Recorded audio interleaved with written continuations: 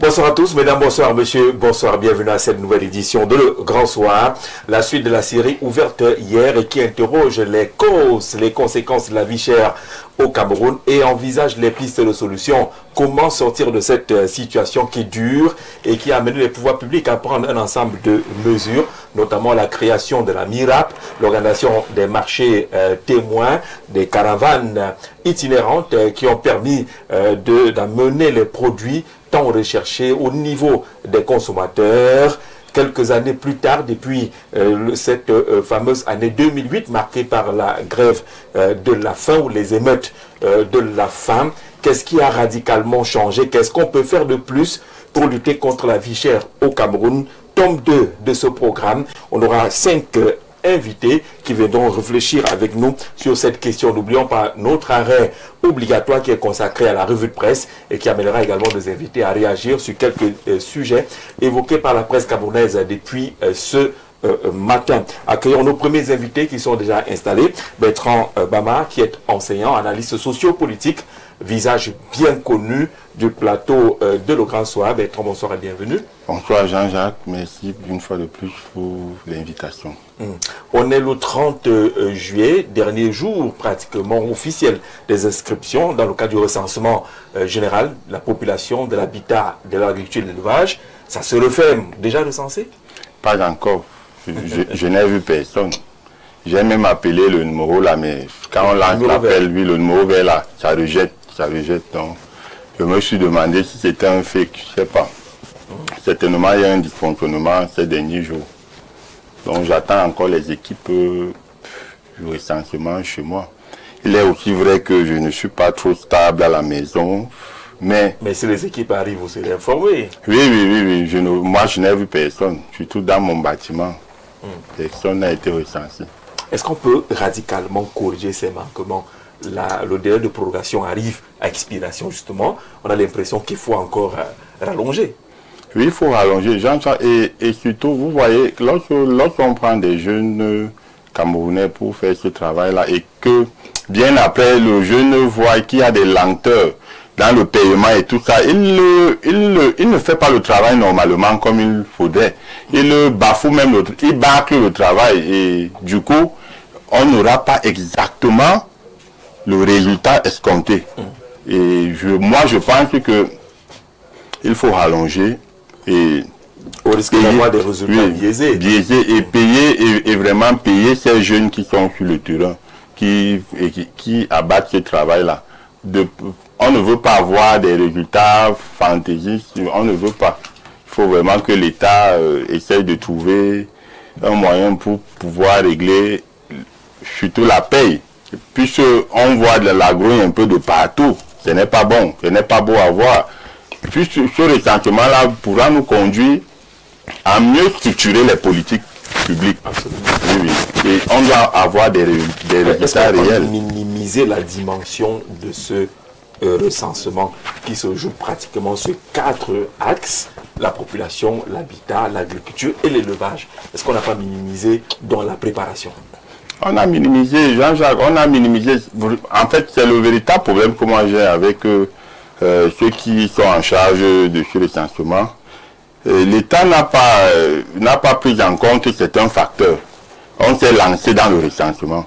Puisque ce recensement qui ne va pas seulement nous permettre, peut-être le Camerounais minimise cela, mais c'est un recensement qui va déboucher sur plusieurs actes posés par le président de la République. Il y a des secteurs où il y avait peut-être 50 habitants. Aujourd'hui, on retrouve 1000 habitants. Donc, il y a des endroits qui peuvent certainement, on peut refaire la carte géographique du Cameroun même. Ça peut entraîner un nouveau découpage administratif. Exactement. D'accord. Merci Bertrand d'être là. Accueillons Ferdinand Koungou, qui est militant du Rassemblement démocratique du peuple camerounais, entre autres, qui représente également une grande ONG, c'est 237 Action 237 Suisse Cameroun. Action 237 Suisse Cameroun. Bonsoir et bienvenue. Bonsoir Jean-Jacques, bonsoir à tous mes compagnons et bonsoir à nos millions de téléspectateurs. Déjà recensé? Oui, depuis peut-être 2 semaines ou 3 semaines. D'accord. Ça s'est bien passé. Bon, disons qu'ils prennent des informations qui sont nécessaires, justement, qui peuvent servir à la stratification et la planification des sectoriels publics au Cameroun. sur tout l'État pris de façon transversale.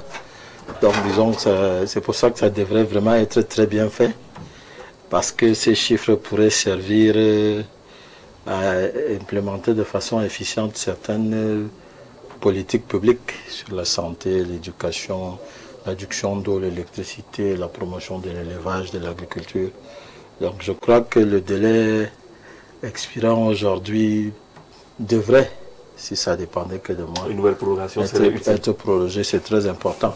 Au-delà du fait que ça n'a pas été facile parce que toute la logistique n'a pas suivi et qu'ils n'ont pas véritablement ratissé large, mais il y a aussi le fait qu'il va même falloir faire des contrôles, ce qu'on appelle contrôler les angles morts, c'est-à-dire faire des repassages, entre guillemets, repassages, sur des secteurs où ils ont déjà été.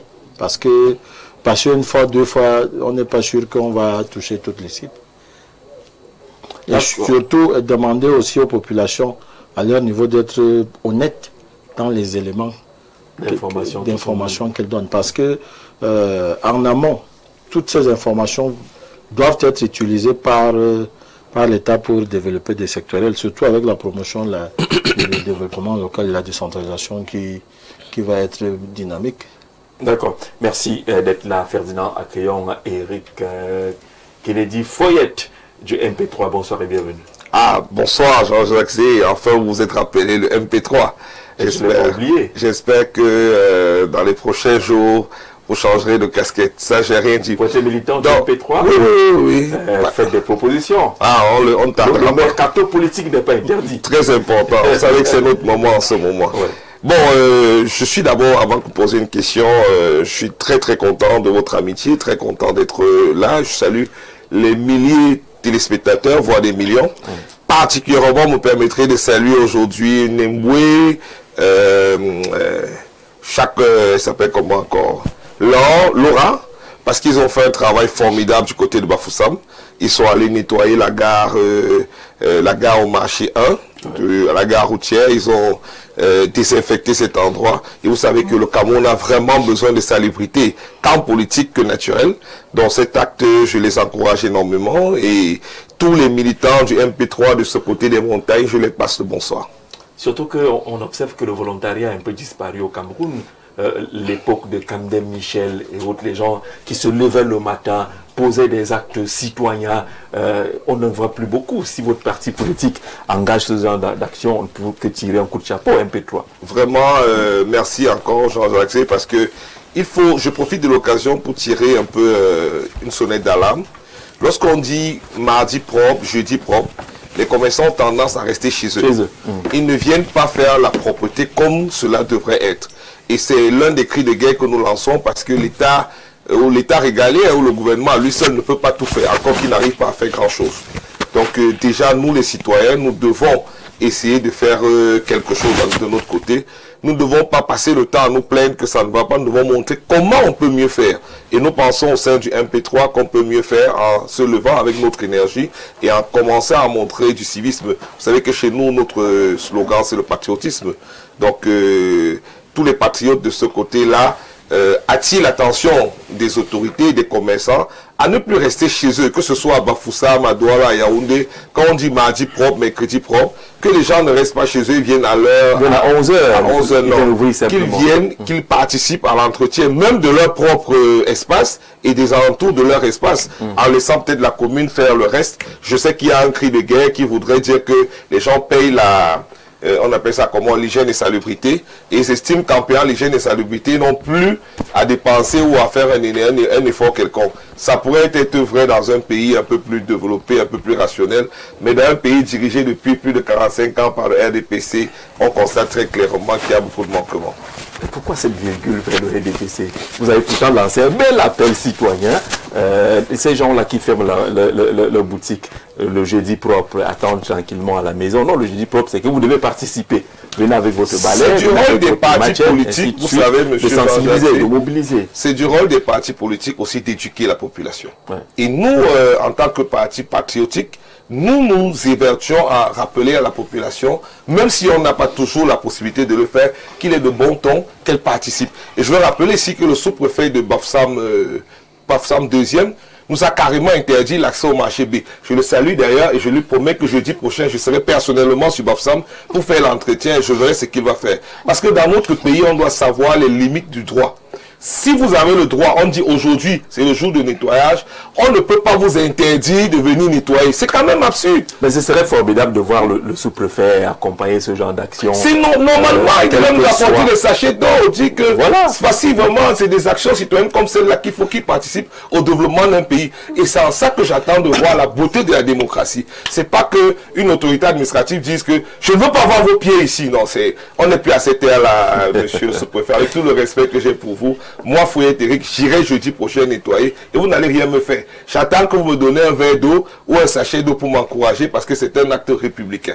C'est ce que tous les républicains doivent faire. Hein. Lorsque vous trouvez qu'il y a un groupe qui est organisé, qui pose une action citoyenne de cette nature, prenez une bouteille d'eau, venez partager avec ces gens-là, motivez-les dans le bon sens. Ce n'est pas ceux qui font semblant de fermer un toit en plat et qui ont des gros seaux.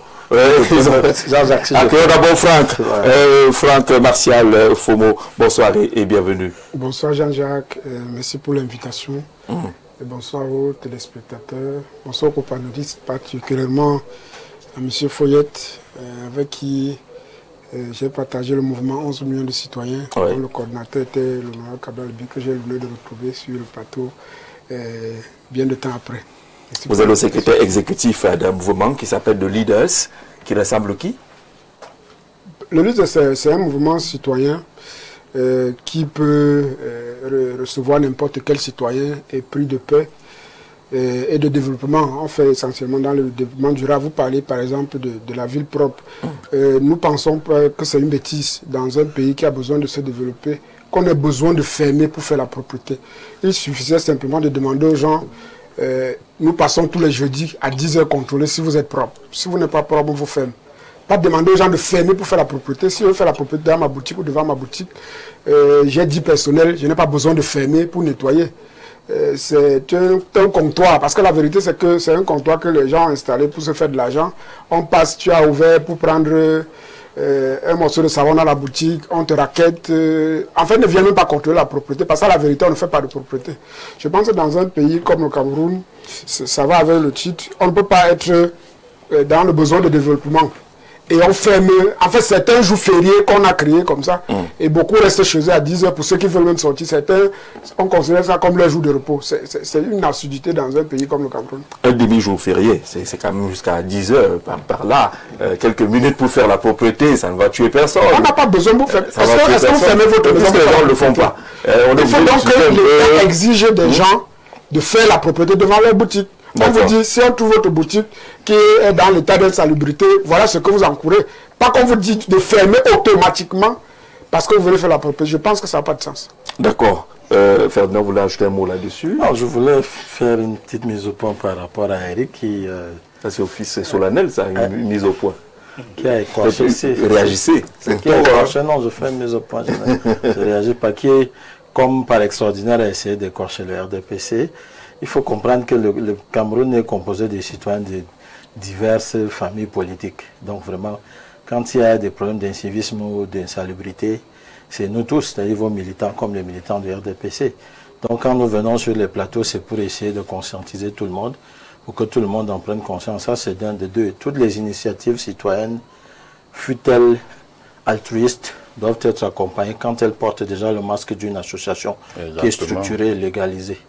Ça veut dire que si j'ai une association, un regroupement d'individus représentés comme tel avec un nom, quand je veux faire une action allant dans le sens citoyen où je vais toucher le public ou bien l'impact va avoir le public, je signale mon action à l'autorité.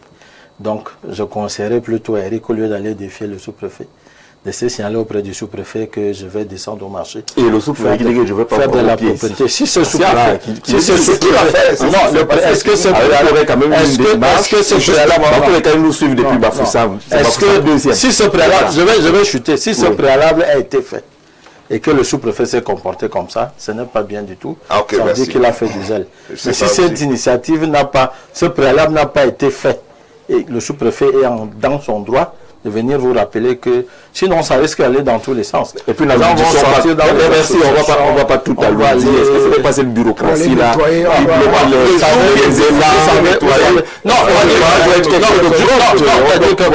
Vous faites un programme dans une association. Je veux passer la parole par là. Vous faites un programme dans une association de faire dans la propreté. C'est le jour pour le jour. Non, si souffrez que je parle. Vous faites un programme dans votre association. Ces jours-là, ça veut dire que vous êtes dans les préconçus. C'est pour ça que vous avez ce jour-là. Ce jour programmé. Ce jour-là, justement, ce jour-là, on est dans une association. On s'inscrit que ce jour-là, dans le cadre de notre association, on va venir en appui, parce que vous venez déjà en appui à ce que le citoyen lambda fait déjà sans visage, sans association. Ce jour-là, donc, vous faites toute une correspondance au sous-préfet en disant, nous sommes un parti politique, les jeudis propres, nous allons vous tenir nos programmes de descente dans les différents sites, parce que nous voulons accompagner les citoyens, nous, en tant que parti politique. Je crois qu'il n'y aura pas de problème.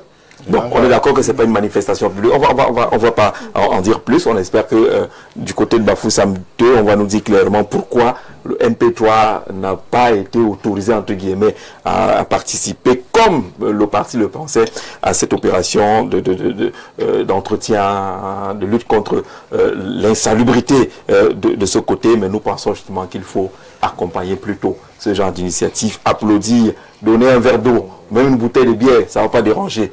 Les Makouma, bonsoir. Bonsoir, même une brouette ou bien un râteau. Voilà, levez-vous, je crois que même plante de vie, si vous trouvez le MP3 en train de faire du travail manuel, venez avec une brouette. Avec les gants, par exemple. Voilà, pour que ça avance. Pour que ça avance plus rapidement. Même un petit produit, non, de plante de vie. Oui, mais ça peut aider. Oui, ça va toujours aider pour qu'ils aient plus de tonus et plus d'énergie. Avec le produit King Fimic 24, la solution, ce produit-là qui permet donc aux personnes qui ont des problèmes de fatigue générale, les problèmes de courbature, les problèmes même de manque d'appétit sexuel, que ce soit chez l'homme ou chez la femme. Parce que oui, il y a beaucoup de femmes qui sont victimes de frigidité, absence de désir sexuel et parfois même des douleurs lors des rapports sexuels. Fort heureusement, à le produit King Fimic 24, la solution, ces femmes-là n'auront plus ces différents manquements et ces différents problèmes au quotidien. Parce que quand on dit faire l'amour, c'est quelque chose qui est plaisant, c'est quelque chose qui est bon, c'est quelque chose qui est bien. Alors, on ne peut donc pas avoir les rapports sexuels et crier de douleur et avoir des écorchures parce que la femme a des problèmes de sécheresse vaginale. Le produit King Fimic 24, la solution, vient donc éradiquer tout ce qu'il y a comme germes et bactéries dans l'organisme de la femme ou de l'homme de manière naturelle. Quelle qu'en soit la durée ou la nature de vos problèmes liés aux infections à chlamydia ou aux maladies sexuellement transmissibles, le produit King Fimic 24, la solution, est la solution à vos problèmes. Quand on dit le King Fimic 24, la solution, c'est pas que nous traitons le chlamydia en 24 heures. C'est pas possible de guérir du chlamydia en 24 heures. Même si je me suis fait infecter aujourd'hui, et je n'ai pas me faire soigner demain, je ne vais pas me faire traiter, je ne vais pas guérir du chlamydia en 24 heures, non, ce n'est pas possible. Mais seulement si j'ai déjà les symptômes apparents, à savoir les démangeaisons, à savoir les bourdonnements, ou bien par exemple les écoulements de sexe, en 24 heures, ces symptômes apparents vont disparaître tout simplement. D'où le nom du produit King Fimic 24 heures, la solution. Et même les hommes là qui ont des problèmes de troubles érectiles, les problèmes de faiblesse sexuelle et éjaculation précoce, et même des problèmes qui ne bandent pas, c'est-à-dire que le monsieur il a une érection mais son appareil génital est mou, on vous dit le produit King Fimic 24 heures, la solution est la solution à vos problèmes de troubles érectiles. Parce que nous l'avons dit plusieurs fois que la faiblesse sexuelle en elle-même n'est pas une maladie, mais le symptôme d'une maladie qui peut être liée par les hémorroïdes, par le diabète ou bien même par le chlamydia dont je suis en train de parler actuellement. Alors, si vous avez donc une faiblesse sexuelle, bien un trouble érectile qui est lié au chlamydia, et qu'on vous donne uniquement le traitement pour la faiblesse sexuelle, forcément, on ne serait pas en train de vous aider. Au contraire, on va davantage aggraver votre problème de trouble érectile parce que vous avez au départ un problème de faiblesse sexuelle. Il est fort probable que si on vous donne des traitements uniquement pour vous rendre viril, on pourra entraîner des problèmes d'impuissance sexuelle, ce qui est une maladie proprement dite. Quand on parle d'impuissance, c'est celui-là que l'appareil génital, non, il n'a plus d'érection du tout. C'est-à-dire que même le matin, il n'a pas une érection matinale et encore moins une érection, même quand il est avec sa conjointe. Et je dis toujours ici au monsieur là qui me regarde actuellement que le monsieur qui se réveille le matin sans être debout, il y a problème. Tu peux te réveiller un matin, tu peux être debout un matin sans te lever, du fait que tu sois stressé. Mais quand ça fait un matin, 2 matins, 3 matins, cher monsieur, cherchez à consulter un médecin pour savoir est-ce que ce n'est pas un chlamydia qui me dérange, est-ce que ce n'est pas une hémorroïde qui me dérange, est-ce que ce n'est pas un diabète ou bien est-ce que c'est une maladie quelconque. C'est pourquoi les médecins recommandent toujours aux personnes de faire des consultations de manière générale, de faire des check-ups de manière générale. Et à côté, Jean-Jacques, nous avons toujours notre produit Open Sex, ce produit-là qui permet donc d'augmenter la taille et le volume de l'appareil génital pour ces messieurs-là qui sont victimes du petit appareil génital avec notre produit Open Sex. Nous avons 3 formats sur le marché. Il y a le grand format qui augmente entre 4 et 6 centimes d'augmentation. Il y a le moyen format qui augmente entre 2 et 4 centimes d'augmentation. Et il y a le petit format qui augmente entre 1 et 2 centimes d'augmentation. Je le dis toujours, c'est tout le monde qui peut consommer nos produits Open Sex sans exception. Yaoundé, nous sommes situés au quartier Kolondongo, Carrefour, Iptek, à l'immeuble Baïga Center, face maison du parti ou maison de la femme. Douala, nous sommes situés à la cité des Palmiers, derrière le lycée de la cité des Palmiers. Nous sommes aussi à Aquanor, ancien hôtel Madiba, lieu dit église Salet, c'est-à-dire nous sommes entre la pharmacie d'Aquanor et l'ancien hôtel Madiba. Nous sommes au milieu, au niveau de l'église Salem. Nous sommes à l'enceinte même de l'église Salem. Vous allez voir, Plante de Vie, nous sommes ouverts tous les jours de lundi à lundi parce que nous estimons que la maladie ne connaît pas le jour férié, encore moins le week-end. Merci les Makouma d'être passé par ici, nous proposer justement ces différentes solutions. Derrière les Makouma, on va prendre notre revue de presse. Bien Andrea va prendre place pour illuminer ce plateau et nous conduire dans les kiosques. Je ne sais pas si elle a finalement répondu à la commande de Parfait ici. On va voir la suite de cette affaire tout à l'heure. Merci Emmanuel de Yaoundé pour le message et qui nous précise que le MRC fait de la propreté chaque jour à l'ouest sans que les autorités ne dérangent. De ce côté-là, c'est plutôt une bonne nouvelle. Si ça se passe bien avec le MRC, peut-être que le MRC devrait partager la recette. Non, c'est vrai, réellement, mais pas à l'ouest. Ça se passe bien pour eux. D'accord. Il faut dire la vérité, mais ailleurs, c'est pas la même chose. On aimerait voir plus de partis politiques impliqués dans cette opération-là. C'est déjà bien ce genre d'idée. Le parti de Ferdinand Koungou, on va voir le RDPC avec tous ses militants. Le président de section le font tout le temps. Se mobilise. Ah bon, c'est spontané dans les quartiers, oui. La plupart du temps, même chez nous, c'est les présidents des comités de base qui le font de façon sectorielle, par zone, avec leurs militants. Et le sous-préfet n'interdit pas. Il n'y a pas de problème. prend soin d'envoyer ses programmes à la sous-préfecture. Ah, ok. D'accord. En tout cas, c'est une opération qui doit être prompte. On doit se lever le matin et dire je m'en vais participer à l'entretien, à la toilette de nos cités. Viviane est là. Bonsoir Andrea. Bonsoir Jean-Jacques Zeux, bonsoir à tout votre panel. Alors, les invités, ne regardez pas Viviane, regardez plutôt ce qu'elle propose les journaux, parce que vous aurez à réagir différemment sur les journaux. Ça ne vous dérange pas, non? D'accord, je peux regarder seule Viviane. Allons-y pour l'arrivée de presse, Viviane. On commence par quoi? On va commencer par le secteur de l'économie qui est donc très, évoqué dans cette revue de la presse. C'est donc la 3e sortie de cette journée. On ouvre cette revue de la presse par l'économie. Info Matin s'intéresse donc aux préparatifs du budget de l'État pour l'exercice 2027. Le quotidien de Dieudonné Mveng, titre exercice budgétaire 2027, optimisation des recettes et efficacité des investissements publics. Le quotidien indique que le gouvernement entend miser sur une meilleure mobilisation des ressources et une plus grande efficacité des investissements publics afin de soutenir la croissance et d'améliorer les conditions de vie des populations. Ces orientations ont été arrêtées lors des travaux présidés par le ministre des Finances, Louis-Paul Motazeux. Et nous restons dans les questions financières avec le quotidien de l'économie de Thierry Ekouti, qui titre également ce matin, premier semestre 2026, l'encours des prêts signés par le Cameroun atteint 514 milliards de francs CFA. CFA. En effet, le journal révèle que le Cameroun a donc contracté 514 milliards de francs CFA de nouveaux prêts, voilà, au cours du premier semestre 2026, soit plus de la moitié des engagements prévus dans la stratégie nationale d'endettement. Et la lutte contre le blanchiment d'argent fait la une que gère Marie-Claire Nana, Cameroun Tribune. Le quotidien, justement, poursuit ses efforts, dit que le Cameroun poursuit ses efforts et a déjà réalisé 17 des 24 mesures correctives exigées depuis son placement sous surveillance renforcée en juin 2023.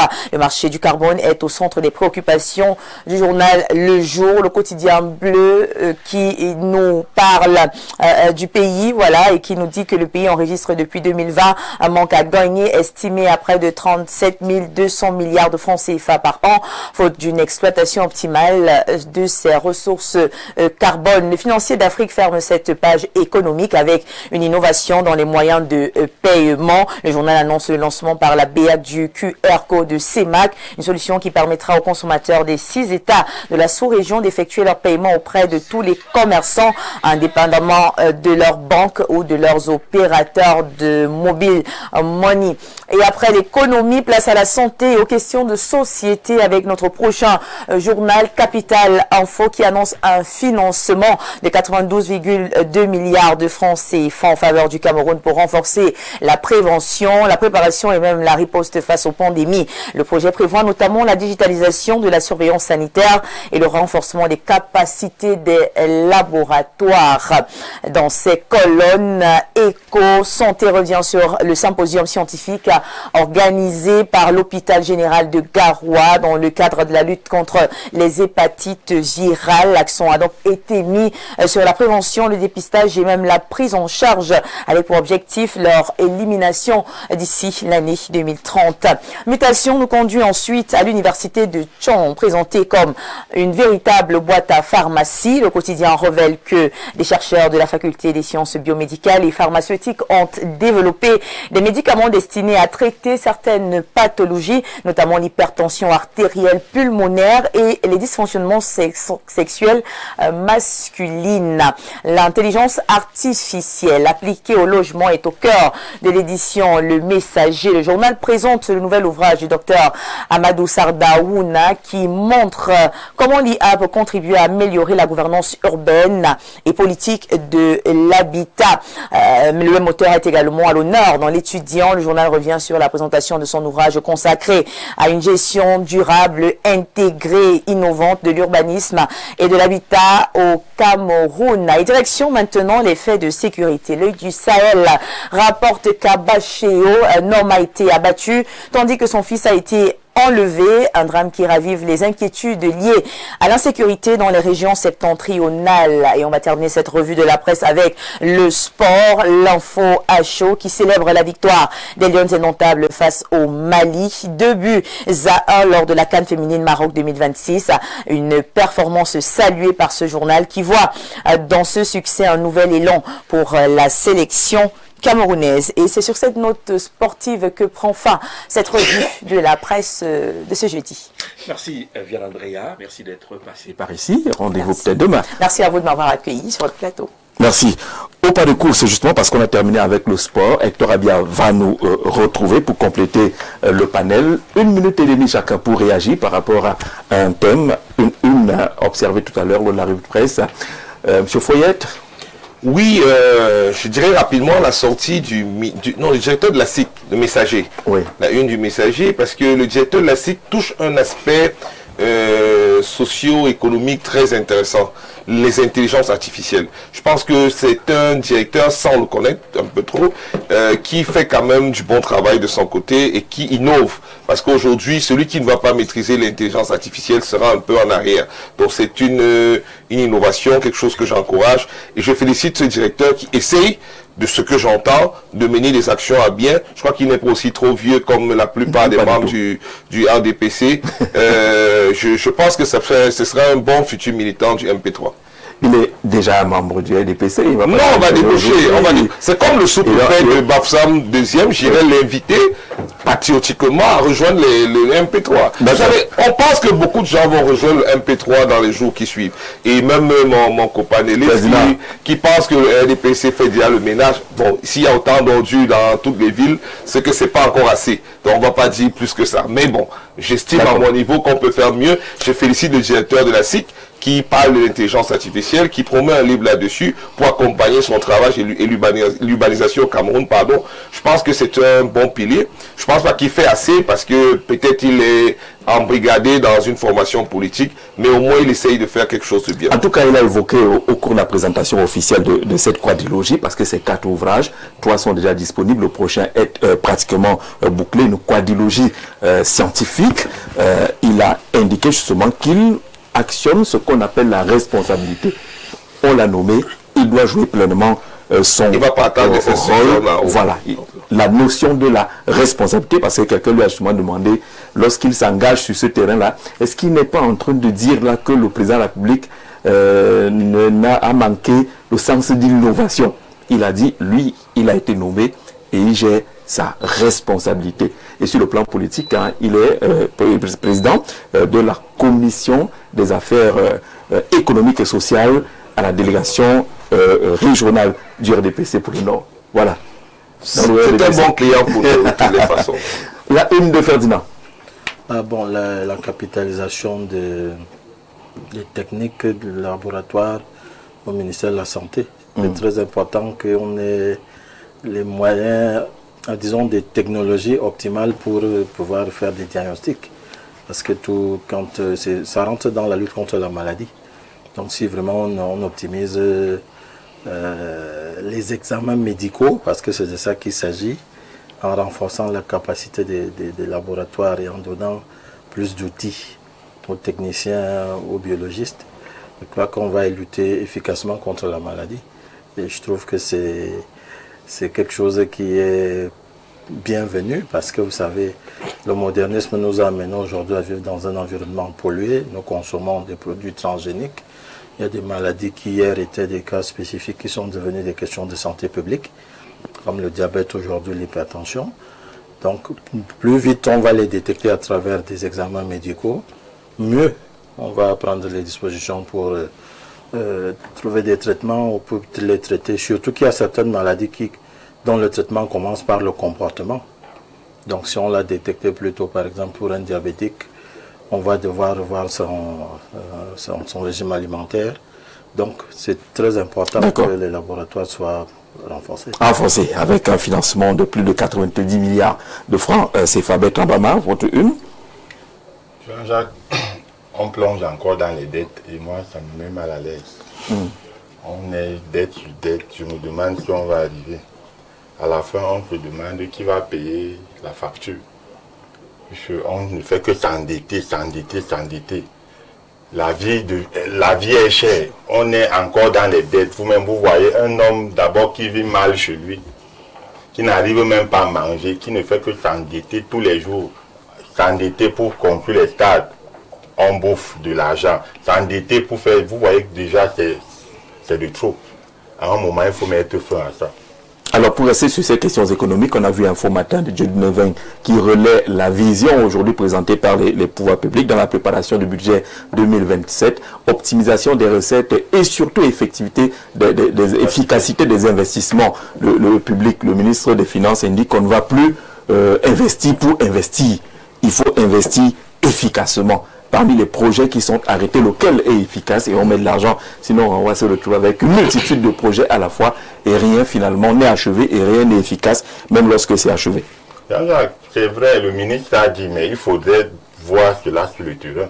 La parole du ministre, le ministre a toujours dit cela et on a vu ce qui s'est passé après. Donc il faut qu'on quitte des discours. Moi je dis toujours ce qui vient de se passer là. Vous-même vous allez voir Jean-Jacques. On reviendra toujours ici dire que cet argent n'a pas servi à grand chose. Le ministre a parlé, oui, il faut orienter les investissements. On a fait des réunions, mais est-ce qu'on va les implémenter sur le terrain? C'est là mon problème. Si c'est une que les réunions, et le Cameroun est champion des réunions, des conférences, mais c'est l'application maintenant sur le terrain qui est nécessaire. Donc attendons voir ce qui se passera, mais déjà, on a un mauvais passé. Et c'est ce passé-là que j'interpelle. On doit changer. D'accord, on doit tourner la page de ce passé. Franck, quelle une? Je crois ce messager qui parlait de l'insécurité. Je pense que c'est une préoccupation majeure au Cameroun. Il n'y a presque plus de sécurité au Cameroun, quel que soit... Davantage l'œil du Sahel qui nous présente justement des cas d'insécurité. Je pense que c'est une question vraiment qui préoccupe au Cameroun. On n'est plus en sécurité nulle part. Que vous soyez dans la zone urbaine ou rurale, à l'époque, nous au village, on se permettait tout. Tu pouvais sortir à l'heure que tu veux. Mais même dans nos villages aujourd'hui, vous entendez parler des assassinats, des trucs qu'on n'avait jamais entendus auparavant. Dans les grandes villes, alors c'est grave. On vous agrée en pleine journée, on vous arrache votre téléphone, on vous soutient.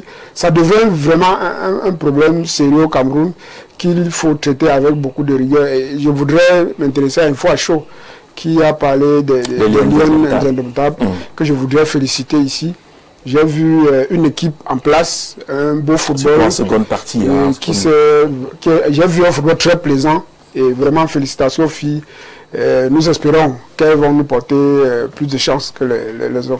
D'accord, un très beau match de football, une belle victoire également d'entrée de jeu pour cette Coupe d'Afrique des Nations. Il fallait bien cela pour nous redonner du baume au cœur et nous rassurer.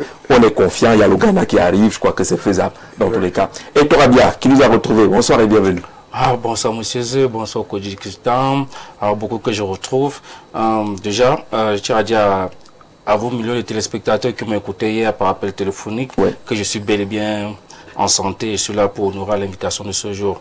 Victime d'un accident de circulation hier, lorsque vous veniez à l'émission, on voulait absolument que vous soyez là aujourd'hui pour qu'on voit s'il n'y a pas beaucoup de dégâts. Non, par la grâce de Dieu, il n'y en a pas assez. Peut-être interne qu'on n'a pas pu relever hier, mais par la grâce de Dieu, nous sommes debout et nous ne pouvons que rendre grâce à l'Éternel qui a fait en sorte que après cet accident, que nous soyons debout, nous sommes là pour essayer de donner notre analyse pour le débat que vous avez porté comme thématique ce jour. D'accord, un sujet a retenu votre attention? Oui, je veux revenir sur la une de M. Mveng d'Info Matin.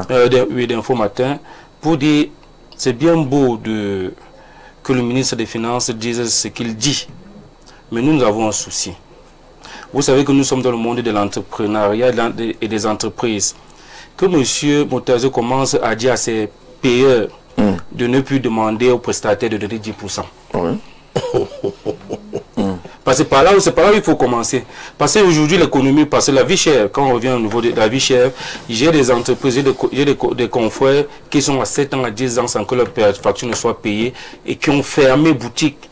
Faites le tour des grandes villes. Vous allez voir boutique à louer, bureaux scellés, bureaux à louer. Tout le monde est en dépôt de bilan. Tout, on dépose tout. On demande à nos employés de sortir et on n'arrive plus à vivre. Parce qu'il y a des employés du ministère des Finances qui exigent aux entreprises de donner 10% pour être payés. Et parfois, le paiement vient après 6 mois, 8 mois, 9 mois, quand vous n'entrez même pas dans vos coûts. Dans un moment donné, c'est bien beau de prendre des mesures, de venir avec des sujets en fanfaronnade. Des gros slogans. Des gros slogans. Merci Franck Martial pour Poulette. Il est bon de dire qu'aujourd'hui, personne n'est payé. Il y a le ministère des Finances, il y a la CAA, parce que vous ne pouvez pas faire des prestations où la caisse d'amortissement doit pouvoir vous payer vos prestations. On ne vous paye pas, on ne sait pas où est parti l'argent, mais on vous demande d'être à jour de vos impôts. Vous payez avec quoi? À un moment donné, M. Moutazo, je suppose que vous nous écoutez, permettez aux petites entreprises de vivre. Nous avons choisi de servir ce pays par ce pan-là. Nous n'avons pas bénéficié de lignes comme certains, mais permettez-nous au moins de faire vivre les familles. Beaucoup de prestataires suffoquent, certains même ont fermé, beaucoup veulent partir au Canada. Parce qu'en voulant servir son pays, on n'arrive pas à servir son pays. Et ils sont endettés, ils sont allés à la banque, ils sont allés à la tontine, chercher un peu d'argent. Les enfants ne peuvent plus aller à l'école aujourd'hui parce qu'ils attendent désespérément d'être payés. On a déjà évoqué cette thématique sur ce plateau. Je pense qu'on reviendra encore dessus pour voir qu'est-ce qui coince finalement. Pourquoi on ne paye pas la dette intérieure. Elle est là, elle vous regarde, elle nous écoute. Qu'est-ce qui coince finalement? On fera pas le débat maintenant. On va d'abord sur la vie chère parce que les deux ne sont pas détachés. Vous voyez que c'est pas fondamentalement détaché.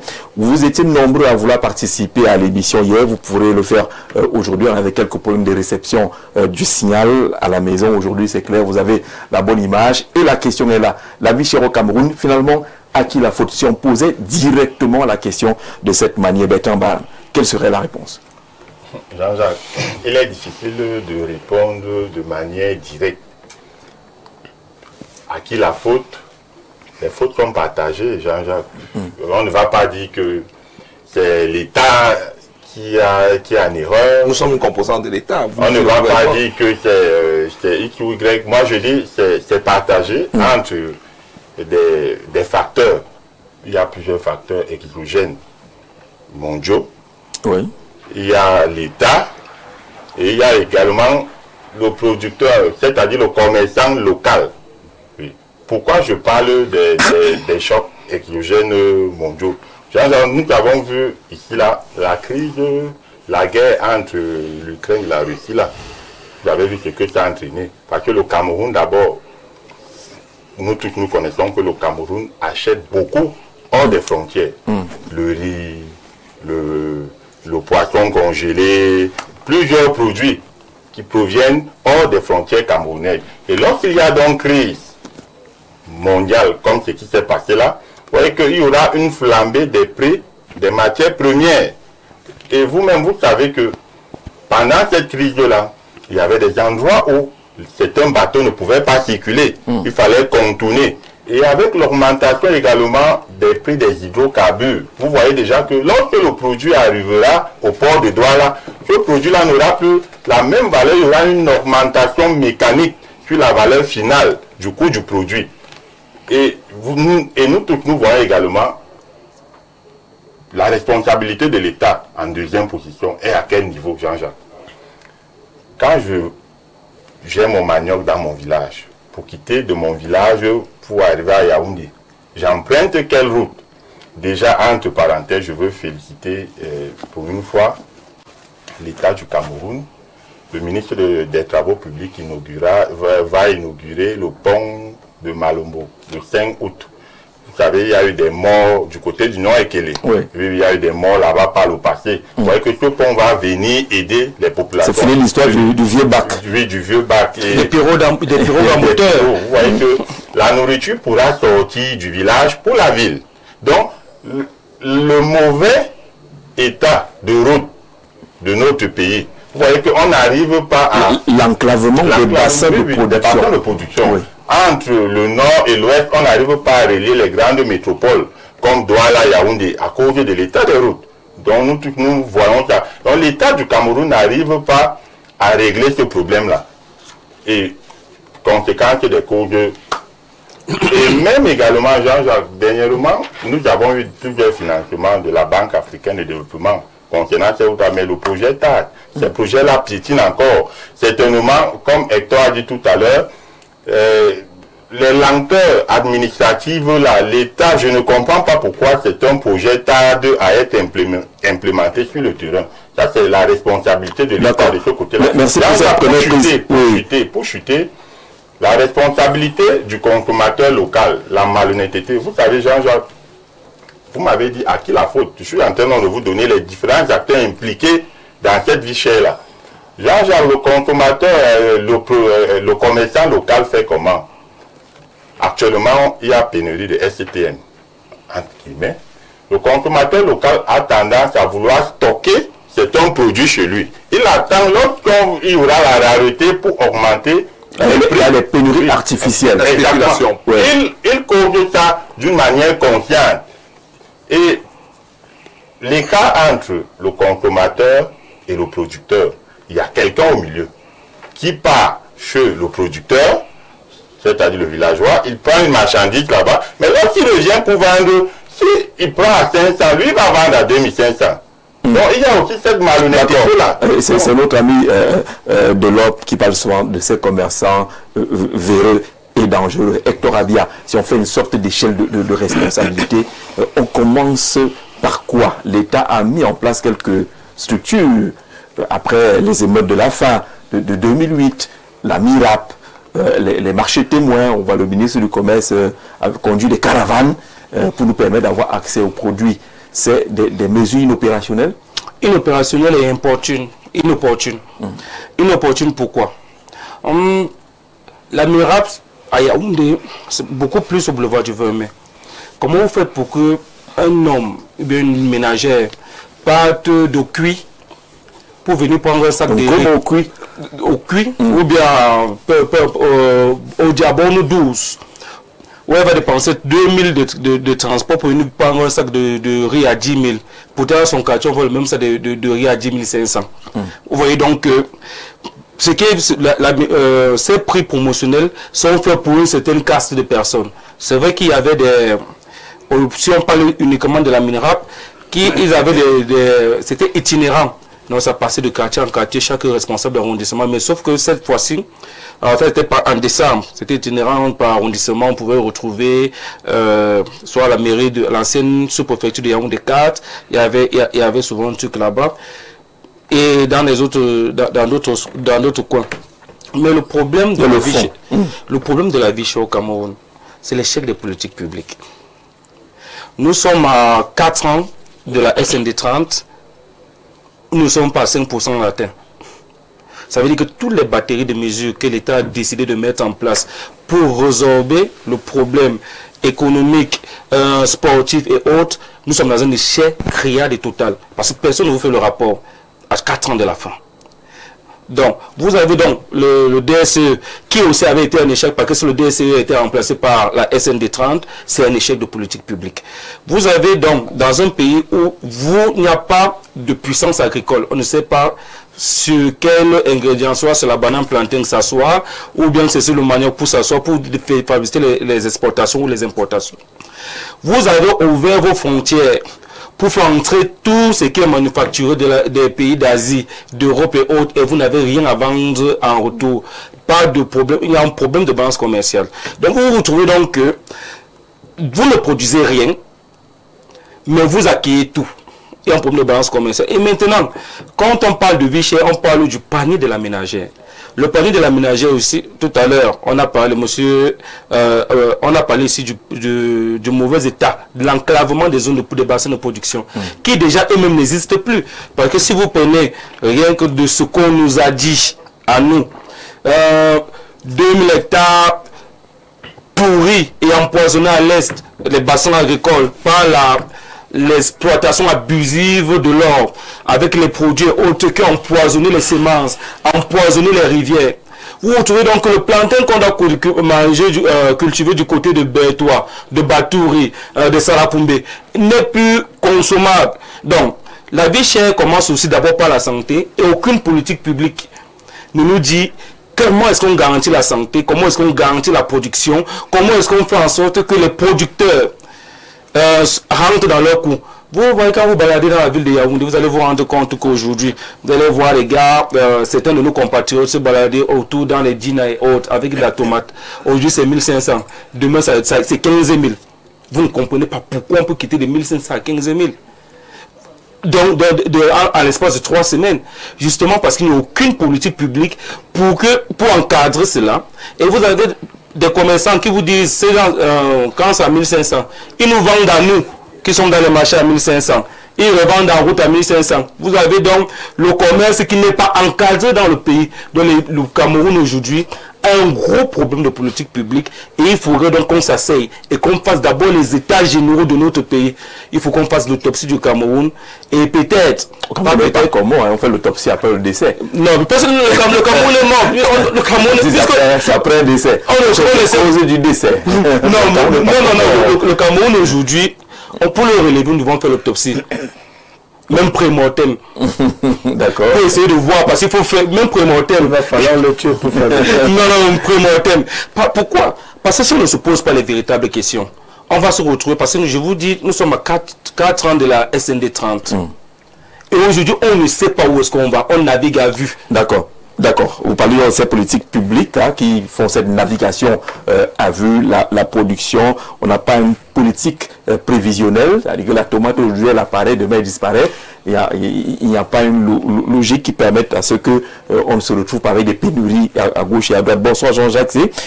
Quand vous ne produisez rien et êtes fortement dépendant de l'extérieur à cause de la gestion calamiteuse des dirigeants, la vie chère n'est que la suite logique de cette malgouvernance. Merci Abo pour ce message qui permet à ce qu'on pose la question justement à Ferdinand. Pourquoi cette vie chère? À qui la faute? Nous sommes dans un monde global. La première chose, donc il y a des crises macro qui impactent sur les situations micro. Parce que la vie chère n'est pas une particularité camerounaise. Vous verrez qu'il y a des programmes sur le plan mondial, il y a des rencontres pour essayer de gérer des crises sur l'industrie, des crises sur la consommation, des crises sur parfois la fiduciaire, donc la monnaie, le dollar, l'euro, qui sont des monnaies mères sur lesquelles s'appuient toutes les autres économies, s'appuient les échanges. Donc quand on part donc sur la base globale et que ça descend au niveau micro des États comme les nôtres qui sont entre autres totalement en train d'asseoir de façon embryonnaire leur industrie, c'est évident que vous subissez de plein fouet toutes ces crises, que vous subissez de plein fouet la vie chère. On a l'impression que nous on se livre à ces crises-là. Parce qu'on voit des pays africains qui trouvent les voies de contournement.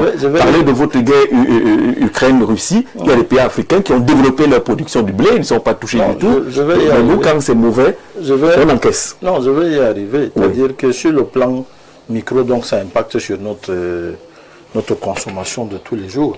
Et c'est donc à ce niveau qu'on entre dans nos camerounités. Première chose, il faut que les planifications soient efficaces. Et les planifications doivent être sectorielles et bien suivies. Il a parlé de la tomate qui apparaît, qui disparaît sur le marché. C'est le fruit des esprits malveillants qui spéculent. Parce que parfois ils stockent, sauf que je parle. Et pourquoi on a découvert ce que je parle, nom de Dieu? Allez jusqu'au bout. On a découvert qu'on pouvait avoir beaucoup de tomates en surstock dans nos marchés parce que justement il y a eu un concours de circonstances, la Covid. On a découvert que beaucoup de petits malins qui profitaient des financements et des semences données par l'État, parce qu'il y a eu des appuis pour booster la production de tomates, préféraient vendre beau champ à des étrangers, notamment des Équato-Guinéens ou à des Gabonais pour gagner plus. Ça, c'est des cas de tricherie. Vous avez maintenant des cas de programmes qui, une fois mis sur pied, sont caporalisés par des groupes d'individus, parce que je crois que le dernier rapport de la Chambre des comptes ou bien la CONAC a été clair là-dessus, c'est-à-dire la personne, des fonctionnaires qui, parce qu'on a mis sur pied un programme, ils caporalisent, c'est pour ça que j'ai dit des planifications doivent être en amont et à partir en aval et des contrôles en amont avec une pénalisation dans les différents actes, parce que chez nous ici c'est la répression qu'il faut sortir. Pour lutter contre la vie chère au Cameroun, il faut sortir les mesures répressives sur tous ceux qui interviennent à la chaîne. Parce que quand vous prenez la structuration et l'organisation, tout est organisé. Vous avez l'IRAD qui est là pour faire des plans, qui devrait même les donner. Vous avez le MINADER qui a des programmes pour accompagner. Vous avez le ministère de l'administration territoriale et d'autres ministères qui interviennent de façon, le MINEPAD. Mais dès que vous avez mis sur pied un programme et que c'est M. Kungu qui est coordonnateur, au lieu de chercher l'efficacité, on entre dans le favoritisme. L'achat des véhicules. Vous avez donc la production qui est censée sortir de ce programme, qui n'est pas mise en route parce que ceux qui sont véritables profiteurs ou bien bénéficiaires de l'initiative ne sont pas ceux-là qui sont accompagnés, qui sont bénéficiaires qui sont soutenus. Et tout de suite, vous avez tout un programme qui est mis sur pied. Vous avez encore... La MIRAP, en fait, dans sa création, est un aveu d'impuissance. Oui. S'il faut reconnaître. C'est un bayam, c'est là. Oui, c'est un aveu d'impuissance. Pourquoi c'est un aveu d'impuissance? Première chose, c'est un marché laboratoire. Ils ne peuvent vraiment pas résoudre le problème parce qu'à la masse, la demande est trop élevée. La MIRAP ne peut pas vous vendre, même si on a fini de subir les impôts. Vous avez donc, à la fin, c'est-à-dire pour passer la parole parce que je vais rebondir, des zones qui devraient être défini en termes de planification, on peut dire, ok, quelles sont les zones, et ce type d'études ont déjà eu à être faites, les zones qui sont, par exemple, la vallée de Sancho, à la par exemple, culture rizière, quelles sont les zones où on peut faire du manioc, quelles sont les zones où on peut faire de la tomate, et on spécialise dans ces zones, on crée des programmes sectoriels qui sont contrôlés directement par l'autorité administrative, l'autorité... Ou par la force de décentralisation. Non, l'autorité municipale, locale, n'est-ce pas? Maintenant, vous avez donc aussi nos habitudes de consommation. Parce que si nous avons des produits qui ne sont pas demandés dans le marché, n'est-ce pas? Nous sommes enclins à consommer ce qui sort de l'extérieur. L'État se retrouve dans un dilemme où il a besoin de créer des niches fiscales, il a plus d'importateurs, n'est-ce pas, qui font du bail salam, mais qui, une fois sur place, vont payer des frais de douane, vont payer les impôts. Ils sont parfois exonérés totalement des droits de douane. Non. Pour ceux qui ont le monopole. Non. Il ne faudrait pas qu'on a dans les... Non. Ils sont beaucoup qui sont exonérés, soit parce qu'ils sont députés, non. Monsieur Kungu. Non. C'est notre pays. Je parle, souffrez que je parle. Il n'y a aucune exonération totale dans un produit qui entre au Cameroun. Exonération totale. Ça veut dire que l'État vient de créer là un individu qui exploite un espace commercial sans rien payer. Ce n'est pas faisable. Techniquement, ce n'est pas faisable. Vous savez, vous avez dans les habitudes, j'étais en train de chuter, vous avez dans les habitudes de consommation. C'est-à-dire nous, qui sommes extravertis. Nous qui sommes assis ici, nous sommes extravertis dans nos habitudes de consommation. Conséquences directes ou indirectes, le marché, nous le subissons. Parce que la première chose qu'on devrait faire, c'est consommer ce que nous produisons. Si nous commençons à déjeuner au manioc ou au bâton de manioc, je vous dis, le blé cesse d'avoir cet impact qu'il a sur notre économie parce qu'on va diminuer la consommation de pain. D'accord. Vous dites de commencer par consommer ce qui est produit. Éric Foyette, ce qui est produit. La question reste celle, est-ce qu'on produit finalement? J'espère que mon futur camarade patriote Kungu, parce qu'il va bientôt rejoindre le MP3, va garder son calme. Parce qu'il faut qu'on ait au Cameroun les raisons profondes de notre malaise. Elles ne sont pas aller chercher sur le plan macroéconomique. Elles sont cherchées à l'interne. Je vais prendre l'exemple, comme a cité mon vieux camarade panéliste, de la tomate. Quand on explique aux gens que le prix de la tomate augmente, descend parce qu'il y a la spéculation volontaire, qui peut conserver un camion de tomates au Cameroun? Quel est l'agriculteur qui peut le faire? Il n'a pas les moyens. Pour parler techniquement, et là je prends ma casquette. Quand on l'a bloqué, que l'acheteur Borchardt n'est pas arrivé, j'ai bien averti. On savait dans le marché. Je vous dis ce qui se passe. Et que l'acheteur Borchardt n'est pas arrivé, les canteurs apparaissent au quartier, c'est de ça qu'il s'agit. C'est ça qui se passe. L'Équateur guinéen, on est dans un cas pratique. On va parce que moi, merci Ferdinand. C'est Éric qui a la parole. Moi, je viens de voir le vendeur de tomates, donc j'ai envie de comprendre. Mon futur camarade Congo va avoir beaucoup de problèmes ce soir. Non, ça va. Je suis certain que vous ne pouvez pas garder votre calme, mais je vais quand même insister. Les Camerounais ont besoin de comprendre. Pour conserver la tomate, il faut avoir ce qu'on appelle les chambres froides. C'est des choses que le Cameroun aurait pu mettre en place aisément. Dans toutes les grandes surfaces, ne serait-ce que dans les grandes villes, on pouvait mettre des grandes centrales de chambres froides. Ça se fait même avec des chapiteaux assez moins chers. Et ça permet de stocker la tomate, de la conserver pendant 2, 3, 6 mois même. Et la tomate reste fraîche. On va en avoir à Fumbot par exemple aujourd'hui. Par exemple, même à Yaoundé, pour parler des pôles, même à Douala ou à l'entrée de Bafoussam, on devait avoir des grands airs comme cela, qui permettent non seulement, excusez-moi de dire, de conserver la tomate, de conserver les légumes que nous appelons habituellement les trucs de héros, là, je ne sais plus comment, le watalif. Voilà, le watalif et autres. Ça permet d'avoir des produits frais. Mais ces aliments quittent pour la petite bifurcation de Bamenda, je parle des choses qui rendent la vie aisée pour tous les Camerounais. Je parle d'abord du plus bas que tout le monde peut comprendre pour aller maintenant sur, comme on disait mon futur camarade Congo, sur le plan macro. Lorsque vous voyez ces vivres qui viennent de Bamenda, le Watalif, ils arrivent généralement dans des sacs à Yaoundé. C'est généralement ici à la biscuiterie qu'on a des banques, on débarque ça. Et c'est conservé pendant 2-3 jours au soleil. Ça fane, ça perd sa valeur. Et la commerçante est parfois obligée de brader. Du coup, je vous montre une conséquence. Qu'est-ce qu'elle fait? Quand elle reçoit les premiers, quand ça vient d'arriver tout fraîchement, on vend plus cher. Parce qu'on prévoit les pertes en amont. Pourquoi? Parce qu'il n'y a pas il n'y a pas un mécanisme qui leur permet de conserver correctement ces aliments. Pour la tomate spécifiquement, le Cameroun produit assez de tomates. Mais il faut savoir qu'il ne produit pas assez de tomates pour le marché local. Quand j'ai le marché local, c'est sous-régional.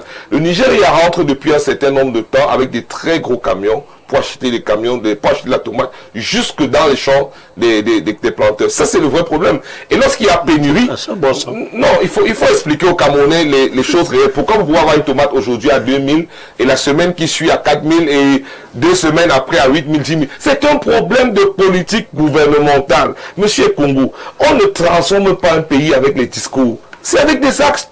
C'est avec des actions qui ont de la conséquence directe. Figurez-vous que le Cameroun a pu conserver 5 600-900 milliards qui sont stockés à la CA. Avec cet argent, combien de routes auraient pu être construites? Combien d'agriculteurs auraient pu être financés? Combien d'enseignants auraient pu être survalorisés en termes de salaire? Combien d'emplois auraient pu être créés? Des milliers, ça aurait forcément un impact sur la vie chère. Lorsqu'on parle au Cameroun de macroéconomique, j'ai un peu de mal parce que on parle de choses qu'on ne maîtrise pas. Le Cameroun importe 2 fois à 3 fois plus qu'il n'exporte. Le Camerounais lambda se dit, pardon? 20 fois. Non, pour parler plus exactement, c'est à peu près 2 fois et demi plus qu'il n'importe. Donc il importe 2 fois et demi plus qu'il n'importe. Le problème du Cameroun, c'est quoi? C'est que les Camerounais lambda ne sont pas assez éduqués. Les frères comme Congo n'expliquent au Cameroun que le Camerounais c'est être producteur de pétrole, mais sur par exemple 150 000 barils de pétrole que nous vendons, nous rachetons plus de 275 000 barils. Donc on achète presque le double de ce que nous-mêmes nous produisons. Donc même si il avenait que nous transformons nous-mêmes notre pétrole, on serait toujours en train d'acheter le pétrole. Donc il faut enlever dans l'esprit des Camerounais que le pétrole est cher, parce que en réalité, pourquoi le pétrole est cher alors que nous sommes producteurs de pétrole? Non, on n'est pas un si grand producteur de pétrole, en tout cas pour ce qui est déjà exploité. Il faut dire quand même qu'on a des gisements qui sont non exploités. Il y a encore du potentiel. Mais permettez-moi, Jean-Jacques, on veut comprendre. Sur la vie chère, je vais prendre l'aspect pétrole. Est-ce que vous vous imaginez, monsieur Jean-Jacques, que le pétrole que nous payons à la pompe à presque 800 francs aujourd'hui aurait pu nous coûter 400 francs? Pour la simple et bonne raison que entre l'État qui achète et la raffinerie qui nous vend le pétrole, il y a près de 5 intermédiaires. L'État émet une lettre, une SBLC, une lettre de crédit documentaire international, qui émet encore à son tour. Vous imaginez, chaque banque met ses intérêts, chaque intermédiaire ajoute ses commissions, et je ne parle pas de toute la mafia qui a derrière en termes de rétro-commission. On se retrouve avec un pétrole énorme. Je vais vous dire pourquoi je fais allusion au pétrole. Parce que si le carburant était bien géré, je sais de quoi je parle, on aurait pu commander directement le pétrole dans certaines raffineries et avoir par exemple le litre de super à 400 francs à la pompe. Vous imaginez le coût, parce que lorsqu'on parle du cajot de la tomate dont on parlait tout à l'heure, dans ce prix de 2000 francs, il y a le transport par exemple de Funboat à Yaoundé, en comptant bien les tracasseries de nos amis de la gendarmerie, je n'oublie pas ceux de la pêche que je salue au passage. Vous savez, on est dans un pays où on se retrouve avec des abus à tous les niveaux. Et les gens le savent. On sait que pour quitter avec un canter de Funboat à Yaoundé, vous allez payer au moins 22 000 francs en termes de petits péages. Ces 22 000 francs-là vont être adossés sur le panier de la ménagère, sur le prix final. Il faut à un moment donné qu'on dise, dès qu'on a contrôlé peut-être à Funboat, on se rassure, on met peut-être un gendarme, que les 10 vivres arrivent par exemple à Yaoundé ou à Douala sans plus aucune tracasserie. Ça soulagerait les chauffeurs, ça soulagerait la ménagère, ça soulagerait le public. Plus simple encore, comme je dis, que nos gouvernements commencent à penser technologie. On peut mettre des aires de conservation dans toutes les grandes villes, dans toutes les grandes villes. Ça va permettre de conserver. Imaginez même la viande aujourd'hui. Le Cameroun n'a aucun stock. Avec si on a une véritable crise aujourd'hui. Non, c'est la catastrophe. On n'a pas de haricots, on n'a pas de maïs. Après 43 ans de règne d'un gouvernement qui n'est pas idiot. Ce sont des docteurs, ce sont des gens très brillants sur le papier. Mais je n'arrive pas à comprendre comment on ne peut pas gouverner, planifier le minimum social. D'accord. Eric et Fred sont d'accord sur le point de la planification qui est fondamental sur laquelle il faut abuser. Tout ce que j'ai dit. D'accord. Alors, que tout est bonsoir, bonsoir monsieur, bonsoir à tout le panel. Moi, j'attribue tout le tort à l'État. La vie chère au Cameroun, il y a plusieurs raisons pour les vivre. Nous savons tous que ce sont des zones rurales qui ravitaillent alors lorsque, pour une distance de 30 km, une maman est obligée de payer par exemple, une somme de 25 000 francs à cause du mauvais état de la route, vous vous attendez à ce qu'elle vende à quel prix dans le marché, sachant qu'elle doit aussi s'approvisionner. Le pouvoir d'achat est très faible. Le SPIC au Cameroun peut vous permettre justement de vous nourrir pendant un mois. C'est une interrogation pour ne citer que cela. Donc, pour moi, l'État est responsable à tous les niveaux de la vie chère au Cameroun. Merci. Je m'appelle Gisèle Akamba, qu'on salue d'ailleurs. Question justement à Franck sur la vie chère. La question est posée. Finalement, à qui la faute? Non, je suis mal à l'aise quand on essaye de diluer la responsabilité de l'État. Je pense qu'il y a un homme qui a déposé sa candidature à l'élection présidentielle et dans son projet, il disait aux Camerounais, il promettait aux Camerounais de leur garantir la santé, l'éducation, le bien-être. On ne peut pas, au moment du bilan, essayer de diluer. Tu ne m'as jamais rien refusé. Je ne sais pas à quel moment il a promis ça, hein, parce que je n'ai pas suivi pendant la campagne. Encore qu'il n'a pas donné de nom. Il a dit un nom. On s'est compris. Qui a promis le bien-être aux Camerounais. On ne peut pas arriver au moment de faire le bilan, commencer à vouloir diluer. C'est un peu comme si vous vous faites agresser et on demande qui est responsable. Que non, c'est le gars qui m'a agressé. Pourtant, on a la police, on a la gendarmerie, donc qui sont des structures créées pour qu'on n'ait pas des gens qui se sentent en insécurité. Et là, la responsabilité directe, non? C'est le gars qui t'a agressé d'abord. Non, le gars qui t'a agressé est ton bourreau. Mais le responsable de celui qui a permis qu'on t'agresse, c'est l'État. Parce qu'il y a quelqu'un qui t'a promis la sécurité. On m'a demandé ton suffrage. Il n'y a pas la sécurité, si après, 100% à nulle part. On est d'accord. Je ne demande pas un de mes anciens patrons, Emmanuel Chatoué, qui disait que si le voleur entre chez toi, la première question que tu dois te poser, est-ce que ta porte a mis les battants? Non, il faut commencer par là. D'accord, il n'y a pas de sécurité à 100%, mais il y a un responsable. Là, je parle de responsabilité. L'unique responsable, c'est celui qui a promis au Camerounais la sécurité, qui a promis au Camerounais la nourriture. Et je ne pense pas qu'il y a un problème de planification au Cameroun. Nous avons les meilleurs planificateurs du monde. Regardez la SN2 30. Regardez l'impôt substitution, c'est des choses bien structurées. On vous dit qu'en 2030, on doit atteindre 8% de taux de croissance. On parle de développement humain, on parle de l'industrialisation. Et on vous met sur pied le FOGAP, le PAGEU, c'est bien structuré. Comment ça se finance et tout et tout. Ce n'est pas un problème de planification. Le problème du Cameroun, c'est la corruption et le détournement. Simplement, je vous prends un cas pratique. J'ai été responsable d'une société de distribution de produits phytosanitaires. Au moment où on lançait le projet, dans le Mongo précisément, au moment où on lançait le projet FODEC, je ne vous dis pas comment ça se passe. C'est-à-dire que l'État met sur pied un moyen, parce que le projet consistait à accompagner les planteurs. On dit aux planteurs, tu mets 40% à la banque et l'État te finance à hauteur de 60%. Mais qu'est-ce qui se passe dans la pratique sur le terrain? C'est que l'agro-dealer, qui était ceux qui faisaient la distribution des produits phytosanitaires, les planteurs n'ayant pas 40%, parce qu'on va te dire un planteur, par exemple, que son financement est à 400 000 francs et qu'il doit aller mettre 40% à la banque. Le père te dit que même 50 000 il n'a pas. Il vient te voir l'agro-dealer et te dit, là où je suis, là, j'ai 400 000 dans le truc, mais où je suis, là, même 20 000, je n'ai pas. L'agro-dealer, pas mettre l'argent dans le compte de la banque, ça débloque le financement du planteur. Et puis, le planteur dit que bon, va sur les 400 000 là, donne-moi même 100 000. L'agro-dealer lui donne 100 000 et puis il va à la banque après récupérer les 400 000 que l'État donne. En fait, c'est ça le problème du Cameroun, c'est-à-dire que la corruption, le détournement, tous ces projets sont mis en place. Même quand l'État essaye de mettre ces projets en œuvre, quelles sont les cibles? On va chercher son cousin, on va chercher son frère, on donne les financements qui ne prospèrent pas, c'est-à-dire que je te donne, et puis tu me donnes 40% parce que... En fait, c'est ça le problème du Cameroun. Ça veut dire qu'à un moment donné, il manque l'évaluation.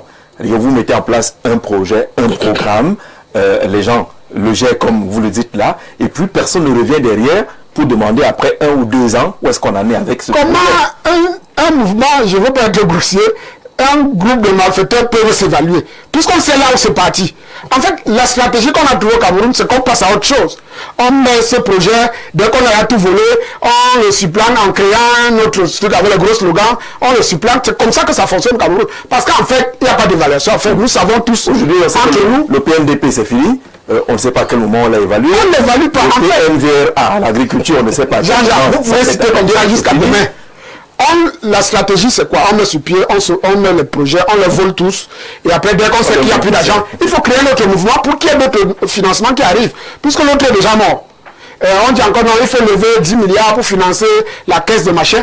Et l'État remet en place, on revole. C'est ça le problème du Cameroun, ce n'est pas la planification. C'est pour ça que je dis que je suis choqué quand le RDPC vient nous parler de l'Ukraine, quand on parle de manger. C'est-à-dire qu'on est au Cameroun, on dit que pourquoi la vie est chère, de quoi manger. Avec 70% des terres. Et que quand vous parlez quand même qu'il y a eu la guerre en Ukraine.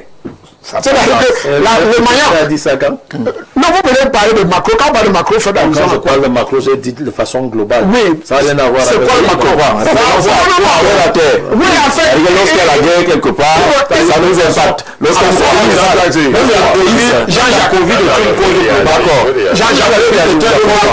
le macro qui vont évoquer, c'est les causes externes au Cameroun. Pas seulement la guerre en Ukraine. Prenez ce que vous voulez. Je veux dire qu'on ne veut pas faire le débat de nourriture au Cameroun et que comme ramène les affaires de macro. Non, ça n'a aucun sens. Tu introduis tes habitudes de consommation, la macro va impacter. Si on veut aujourd'hui nos habitudes de consommation. Jean-Jacques, vous savez évidemment, dans le marché à Yaoundé actuellement, il n'y a pas le plantain. Lorsque le plantain là, il coûte 6 000 francs ou 7 000 francs le régime, c'est ça la question. Oui, mais c'est pour ça que je dis qu'il fait de la distraction. C'est-à-dire que le problème avec même, on parle d'habitude alimentaire. Quand vous levez le matin, quelle est la chose la plus facile à prendre comme petit déjeuner? C'est un pain que vous pouvez prendre à 50. Vous ne pouvez pas, à Yaoundé, prenez le cas Yaoundé, ce ne sont pas des décisions de gens. Avec du blé, voilà. C'est avec vous. De nos jours, il y a le pain enrichi, non pas seulement le pain enrichi. Dans mon propos, vous allez marcher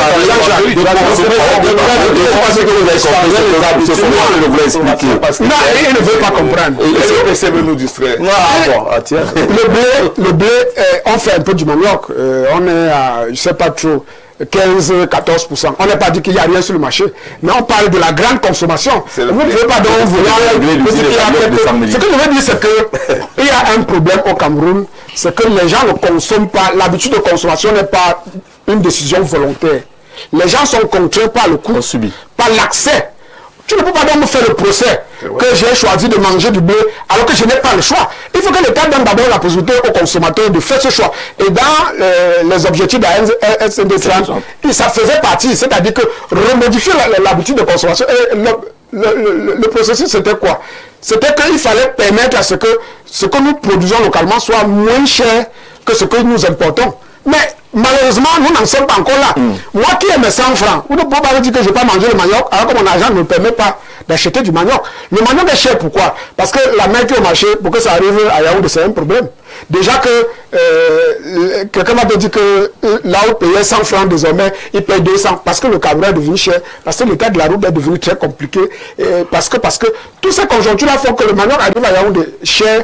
Et que quand vient me faire le procès de mon habitude de consommation qui ne correspond qu'à mon budget. Votre habitude de consommation est plutôt une conséquence. Oui, de ces choses. Maintenant, je réfléchis aussi, le problème du Cameroun, c'est que tous les politiques publiques ont échoué. D'accord, vous dites qu'il y a l'argent. Il n'y a rien à voir avec l'argent. Il y a l'argent, il y a les visions, il y a les stratégies, mais la corruption, le détournement a fait que on n'atteint jamais les objectifs qui ont été attribués aux différents... on va réagir parce que j'ai vu qu'il voulait absolument réagir. Bonsoir Jean-José, salutations au panel, très belle thématique. La réponse à votre question est simple. La vie est chère au Cameroun parce que les ressources ne sont pas distribuées de manière équitable. Le manque de travail et l'insuffisance des moyens financiers rendent la vie bien plus compliquée. En revanche, s'il y avait le travail accompagné d'un salaire décent, la condition sera meilleure. Que le gouvernement facilite la vie aux Camerounais. C'est Nasser depuis Ngaoundéré. Il y a des pays où les salaires sont bien élevés, mais la vie est toujours chère parce qu'il n'y a pas la production qui suit. Suivez mon regard chez les voisins. On comprend un peu. Oui, Bertrand. Oui, Jean-Jacques, dans mon entame, lorsque j'ai parlé de responsabilité partagée, Ferdinand a aussi rappelé cela. On ne va pas exclure cela, même si c'est un pourcentage de 10%. Nos politiques que nous avons mises en place découlent de ce que nous avons subi. Quand on parle des crises, il y a eu des crises, même si c'est à 10%. Mais concernant la responsabilité de l'État du Cameroun, j'ai dit ici là que l'État du Cameroun peut avoir 60% de responsabilité. Seulement? Non, comment? C'est mon pourcentage. Pourcentage, oui. À la suite de certaines crises, on a constaté qu'il y avait des choses, on dépendait beaucoup de l'extérieur concernant le riz et ainsi de suite. On a donc mis des politiques, on parle d'import-substitution. Jean-Jacques, moi, mon véritable problème à quel niveau? Lorsque l'État finance, donc décide de financer les agriculteurs, on organise des colloques, des conférences, on dit on va financer les agriculteurs qui vont généralement produire cela ici au Cameroun. On ne sera plus dépendant de l'extérieur.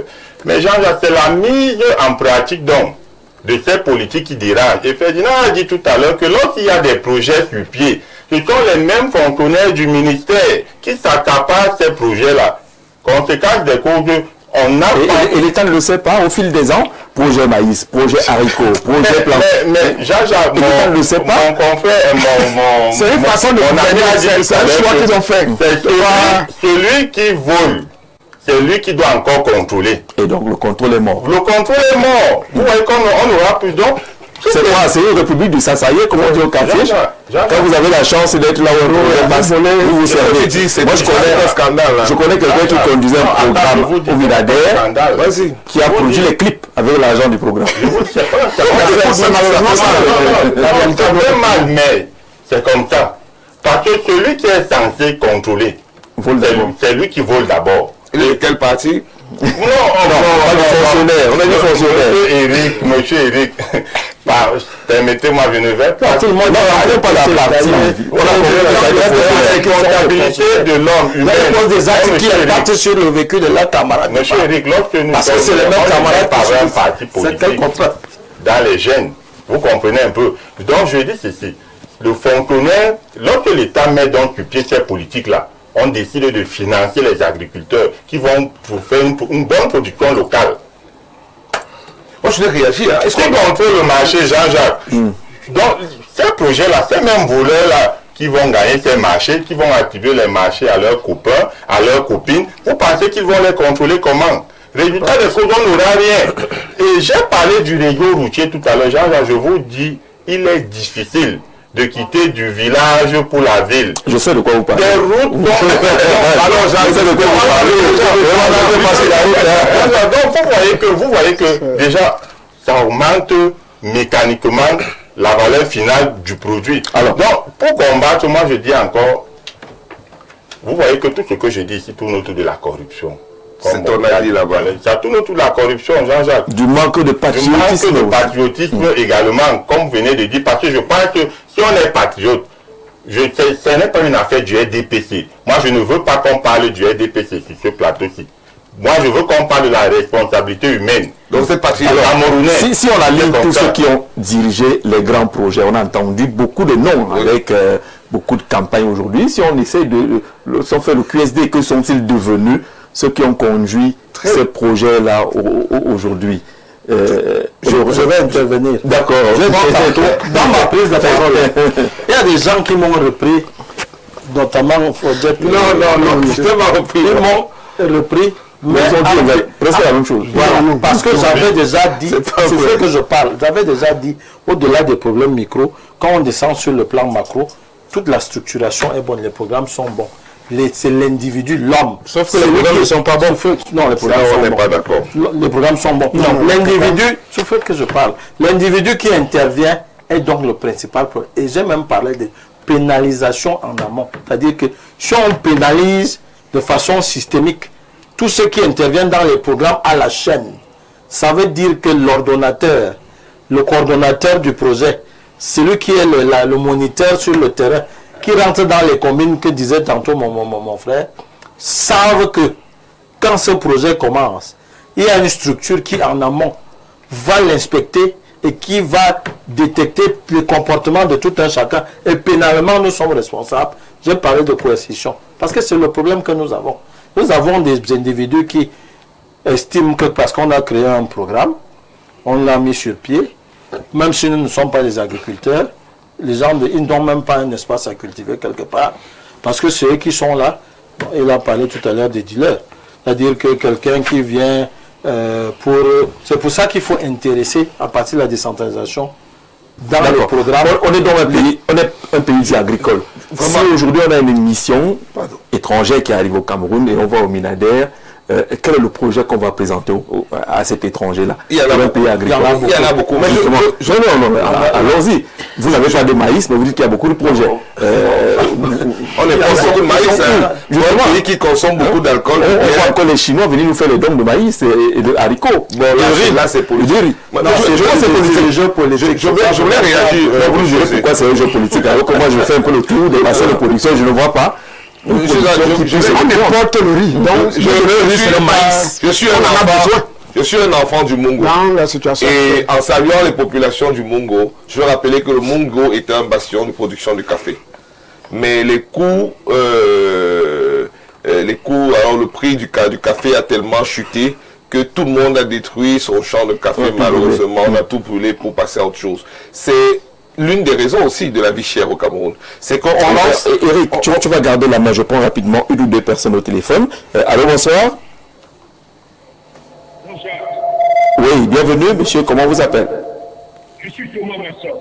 Thomas Massoc, on t'écoute. Vous êtes l'écho ici, janvier. Bonne soirée à tout ton illustre panel. Je n'oublie pas mon frère et ami Congo du Grand Rassemblement qui est dans un groupe classique. Les dames du marché Foundinon, loin de chez moi, ne peuvent pas comprendre. Ouais. Mais je voudrais aller dans le vif du sujet. Je voudrais d'abord dire que la Ligue des consommateurs a été interrogée par le Grand Rassemblement démocratique du peuple camerounais. Pour trouver des solutions, endogénisons-nous à partir de nos ressources environnementales, à penser les politiques agricoles, publiques en termes de développement. N'oublions pas le problème énergétique, le problème d'eau, le problème des infrastructures routières, la libéralisation du titre foncier, à promouvoir une bonne production agricole. Je pense aussi à ce que l'éducation puisse être basée de par de ressources agricoles depuis la base. Ensuite, malheureusement, un patronat de Bayansela incapable de penser la vision pour les choses de l'État sur le plan de l'émergence. Parce que dans une mentalité extravertie, aller chercher le développement institutionnel depuis l'extérieur qui va nous conduire vers les centres hospitaliers et plus tard vers un cimetière. Bonne émission. Merci beaucoup Thomas Massoc pour cette contribution. On va prendre une ou deux personnes encore très rapidement. Ça s'enchaîne. Est-ce que vous êtes là pour réagir rapidement à cette thématique? Vie chère au Cameroun, à qui la faute finalement? Bonsoir Jean-Jacques, bonsoir à vous également. Pour changer la mentalité camerounaise, il faut passer les quoi? Il faut passer les gens au poteau? Je ne sais pas de quoi vous parlez. La répression. Allô, bonsoir. Bonsoir. Oui, bonsoir. C'est Info TV. Oui, monsieur. Vous êtes sur Info TV, on vous écoute. Je suis en train de suivre la thématique de M. Jean-Jacques Zé. Oui. Oui. La vie chère au Cameroun, c'est la tracasserie policière. Je suis dans le département du Oignon. Pour quitter, je suis transporteur, pour quitter le Oignon, arriver dans le Lom et Djerem, on paie 15 000 francs de voiture. Les routiers prennent 2 000. De par barrière, les faux barrières, les faux contrôles. Rien ne peut avancer, il faut qu'on enlève la tracasserie policière à route. C'est ça qui crée la vie chère. La police mange d'argent plus que l'État. D'accord. Il parle de ces tracasseries policières. Ça aussi, ça a un impact sur le prix final des produits dans les marchés. On va prendre encore 2 personnes qui se connectent en ce moment. On aura le temps de lire 1 ou 2 messages également. Bonsoir à vous en studio. Pour moi, c'est notre État qui est la cause. Pour quelles raisons? Premièrement, absence de subventions agricoles. Est-ce qu'il n'y a pas de subventions agricoles? Si, il y en a. Elles sont mal dirigées. Peut-être que c'est mal. D'accord. Désorientation des subventions. Alors là, oui, on avance. Non-exploitation des ingénieurs agricoles. L'ouverture du marché de la sous-région. 5 détournements des projets publics. Projet agricole, c'est Vincent Ateba, depuis le quartier Van à Yaoundé. Allô, bonsoir. Allô, bonsoir. Oui, monsieur. Comment vous allez? Nous, ça va. Et vous? Non, ça va. Je voudrais participer à l'émission Info TV, là. Vous y êtes déjà. On vous écoute. Ok, d'accord. Bon, ben, je vais pas par rapport à la thématique de ce soir. Où on parle de la vie chère. Oui. Oui. Bon, je prends un exemple pour qu'on dise que l'État est en train de sponsoriser, n'est-ce pas, la vie chère au Cameroun. Vous avez fait un saut au boulevard du 20 mai. Allez-y. Qu'est-ce qu'on dit? Vous avez fait un saut au boulevard du 20 mai. Il y a un marché qui a été créé. Oui. Au boulevard du 20 mai. Oui, au boulevard du 20 mai. Oui, on vous écoute. Voilà. Allez-y. Je prends juste un TD. C'est un TD. Allez voir comment on vend l'huile Diawor. Au quartier, c'est 1500. Au boulevard, c'est 1400. Qu'est-ce qu'on gagne finalement s'il faut prendre le taxi? Qu'est-ce qu'on gagne finalement? L'État fait quoi finalement? Vous voyez que nous sommes dans un pays des aventuriers. On est dirigé par des aventuriers, pas des voyous. D'accord, merci pour cet exemple précis. Quelqu'un avait déjà évoqué les frais s'il faut aller vers ces marchés qui sont créés. Qu'est-ce qu'on gagne concrètement lorsqu'on a payé le taxi? La MIRAP qui peut même pas être efficace. Oui, c'est des solutions qui ne sont pas dans le fond. C'est des cosmétiques, c'est un laboratoire. Parce que la masse, la demande dans la masse, la MIRAP ne peut pas satisfaire. Et je parlais, et tout le monde est d'accord avec moi ici, que l'humain, dans la corruption, c'est-à-dire que les éléments qui interviennent, tant dans l'implémentation des projets, leur mise sur pied, que ceux qui interviennent dans le circuit de distribution. Parce que même une fois les produits arrivés au marché, allez voir ce que subissent les dames qui sont à Tanambala quand ils ont acheté leurs produits pour les stocker, pour pouvoir les vendre. C'est la municipalité qui les achète. Je vous ai dit, monsieur Kongou, vous serez patriote bientôt. Justement, je suis un patriote, c'est-à-dire que Eric reprend la parole. Parce que, pourquoi je le dis? Le procès est tout fait. C'est-à-dire que les gens se comportent parfois quand on est sur les plateaux, ou bien sur ce plateau aujourd'hui, comme si le RDPC ou bien les militants de RDPC étaient exempts de ces actes. Subissent aussi. Puisque parfois même les militants de RDPC sont ces producteurs, ils sont aussi des acheteurs. Donc c'est sur l'humain qu'il faut qu'on on était dans le mouvement mon futur camarade du MP3 Congo, je vous comprends. Mais je voulais quand même dire quelque chose, c'est très important qu'on était la lanterne des uns et des autres. Nous avons hérité d'une économie ou d'une structuration économique coloniale. Le système qui est mis en place, nous le subissons. Les choses veulent que nous produisions et nous exportons sans transformer, même une semi-transformation. Parce que c'est ce qui enrichit en fait les puissances occidentales qui n'ont pas ces matières premières.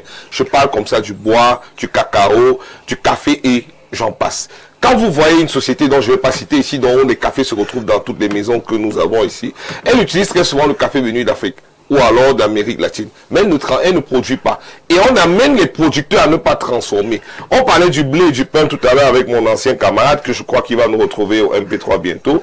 Je vais dire, on parle du blé, on oublie que l'Europe subventionne énormément ce blé. Je veux parler de quelque chose qui va toucher tous les Camerounais.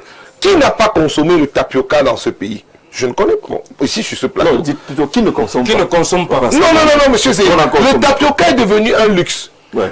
Manger du tapioca, comme on dit, le sauveur, c'est plus cher que de faire sauter du riz qui est importé. Ce que je dis est très grave, mais c'est un constat, faites le calcul. Le sucre coûte plus cher. Pourtant, on est supposé produire du sucre. C'est une catastrophe, cette société camerounaise qui devrait produire du sucre en février. Il fallait encore une gabégie. Ce sucre n'est même pas vendu normalement localement. Il est exporté. C'est un scandale. Et du coup, on doit encore exporter un autre sucre pour approvisionner le marché local. Moi, je vais vous dire, monsieur Zé, c'est quand même un peu choquant ce que je vais dire. Mais on ne peut pas être dans un pays où on produit du sucre pour fabriquer de la bière. c'est un abrutissement des plus absurdes. Au Cameroun, on doit interdire des sociétés qui produisent du sucre avec l'économie et le financement du Cameroun pour le revendre à une société brassicole. On doit produire du sucre pour avoir des coûts assez bas pour que le Camerounais puisse tremper son tapioca. Je veux venir au tapioca. Comment comprendre qu'après 43 ans de gestion de mes amis comme Congo, on n'arrive pas à avoir des usines réelles de transformation de tapioca? Que des mamans sont toujours en train de tamiser le tapioca en semi-industriel et totalement artisanal. Que pour avoir du tapioca blanc sur le marché, vous vous retrouvez à faire des gymnastiques énormes et catastrophiques. Quand on parle de subventionnement, de subvention d'un agriculteur, mais monsieur Zanzak, on ne va pas chercher un agriculteur au ministère. On va sur le terrain, on a encore mon ami en train d'élever les porcs, on veut financer les porcs, on finance, on accompagne, on suit. Mais ce qu'on vit au Cameroun relève en fait d'une structure, d'une technostructure coloniale qui nous est imposée. Vous travaillez, vous produisez, vous envoyez, et surtout ce qu'on transforme, c'est ce qui ne coûte pratiquement rien.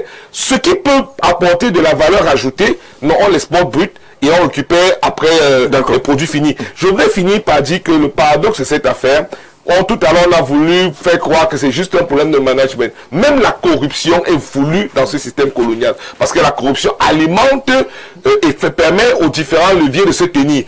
Est-ce que le Cameroun ne sait pas qu'il y a près de 43 contrôles entre Ebébéine et Yaoundé? Pour ceux qui partent acheter les petits trucs en Guinée pour venir revendre. 43 contrôles. Et je vous rappelle que l'état des routes est catastrophique.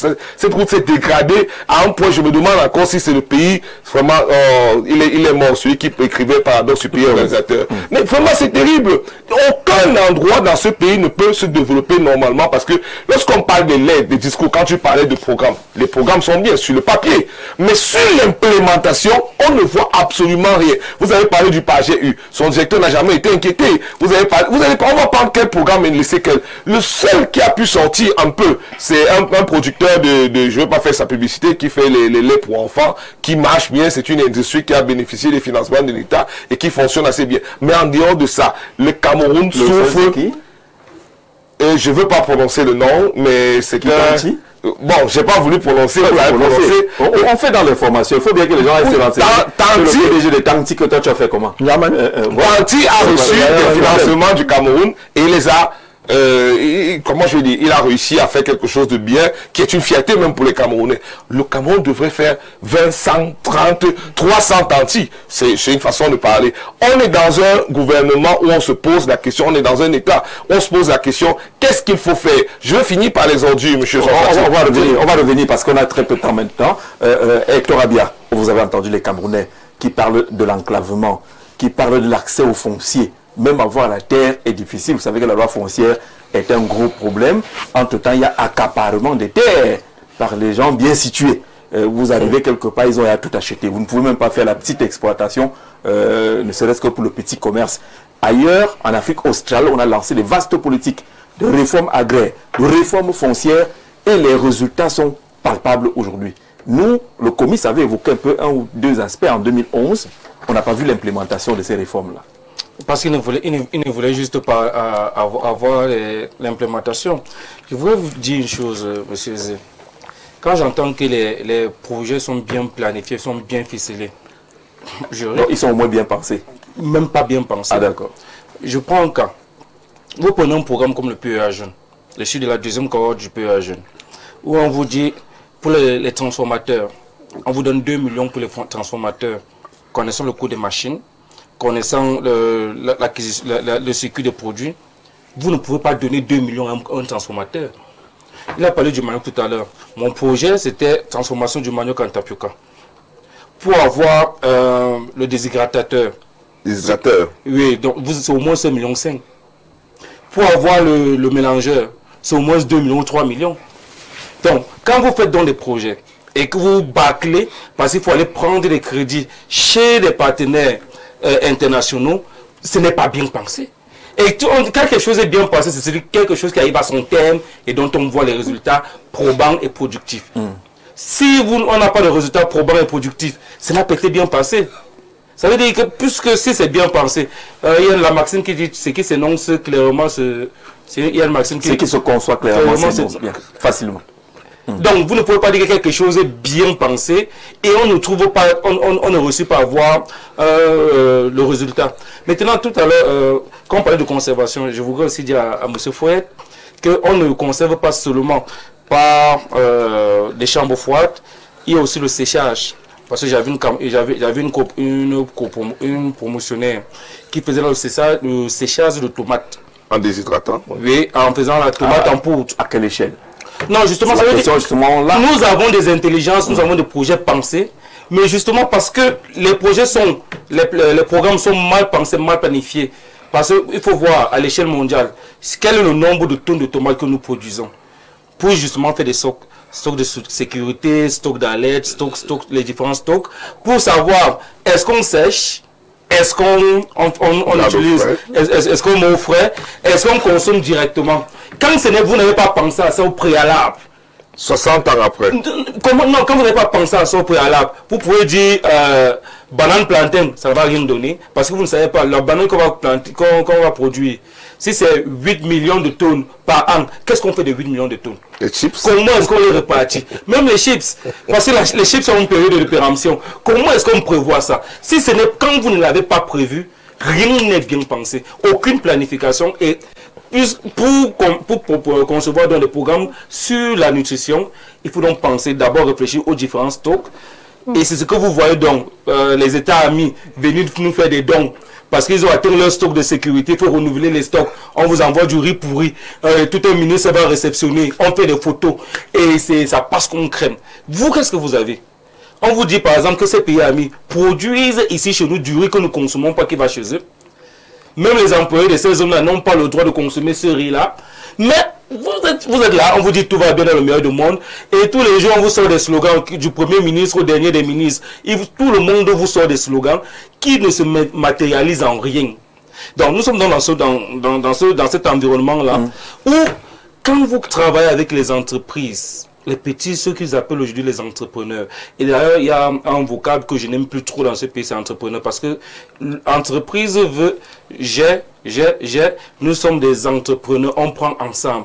Mais vous faites une structure, on vous parle seulement de structuration et de projet. Mais qui vous te donne la matière première, on ne vous met pas en relation. Tu vends à qui? On ne vous met pas en relation. On vous vend des hommes qui doivent venir avec les idées de projet. Mais le vocable même, entrepreneur, on ne s'assoit pas dessus. On vous vend du rêve. Après, vous sortez des slogans, tout le ministère, l'incubateur, on vous vend du rêve, on ne met aucun contenu, on n'a que des... Donc, quand vous êtes donc avec ces jeunes porteurs de projets, quand vous échangez avec eux, vous passez un peu de coaching et tout, vous vous rendez compte qu'ils ne peuvent pas vendre, même quand ils produisent. Aujourd'hui, j'ai une jeune consoeur que je suis, Zanella Donfa, que je peux la citer ici. Elle est faite dans la transformation des produits de gingembre et tout, pour faire des thés et tout. Pour avoir un sac de gingembre, c'est 50 000 aujourd'hui, demain c'est 150 000. Pour écraser, pour revendre. Maintenant, il faut une certification ISO pour les supermarchés. Elle n'arrive pas. Parce qu'aujourd'hui, rien n'est fait. Aujourd'hui, quand on parle de vie chère, il faut donc d'abord que l'État s'asseye, que le ministère du Commerce ne se retrouve pas à entrer dans les prébendes du ministère du Tourisme.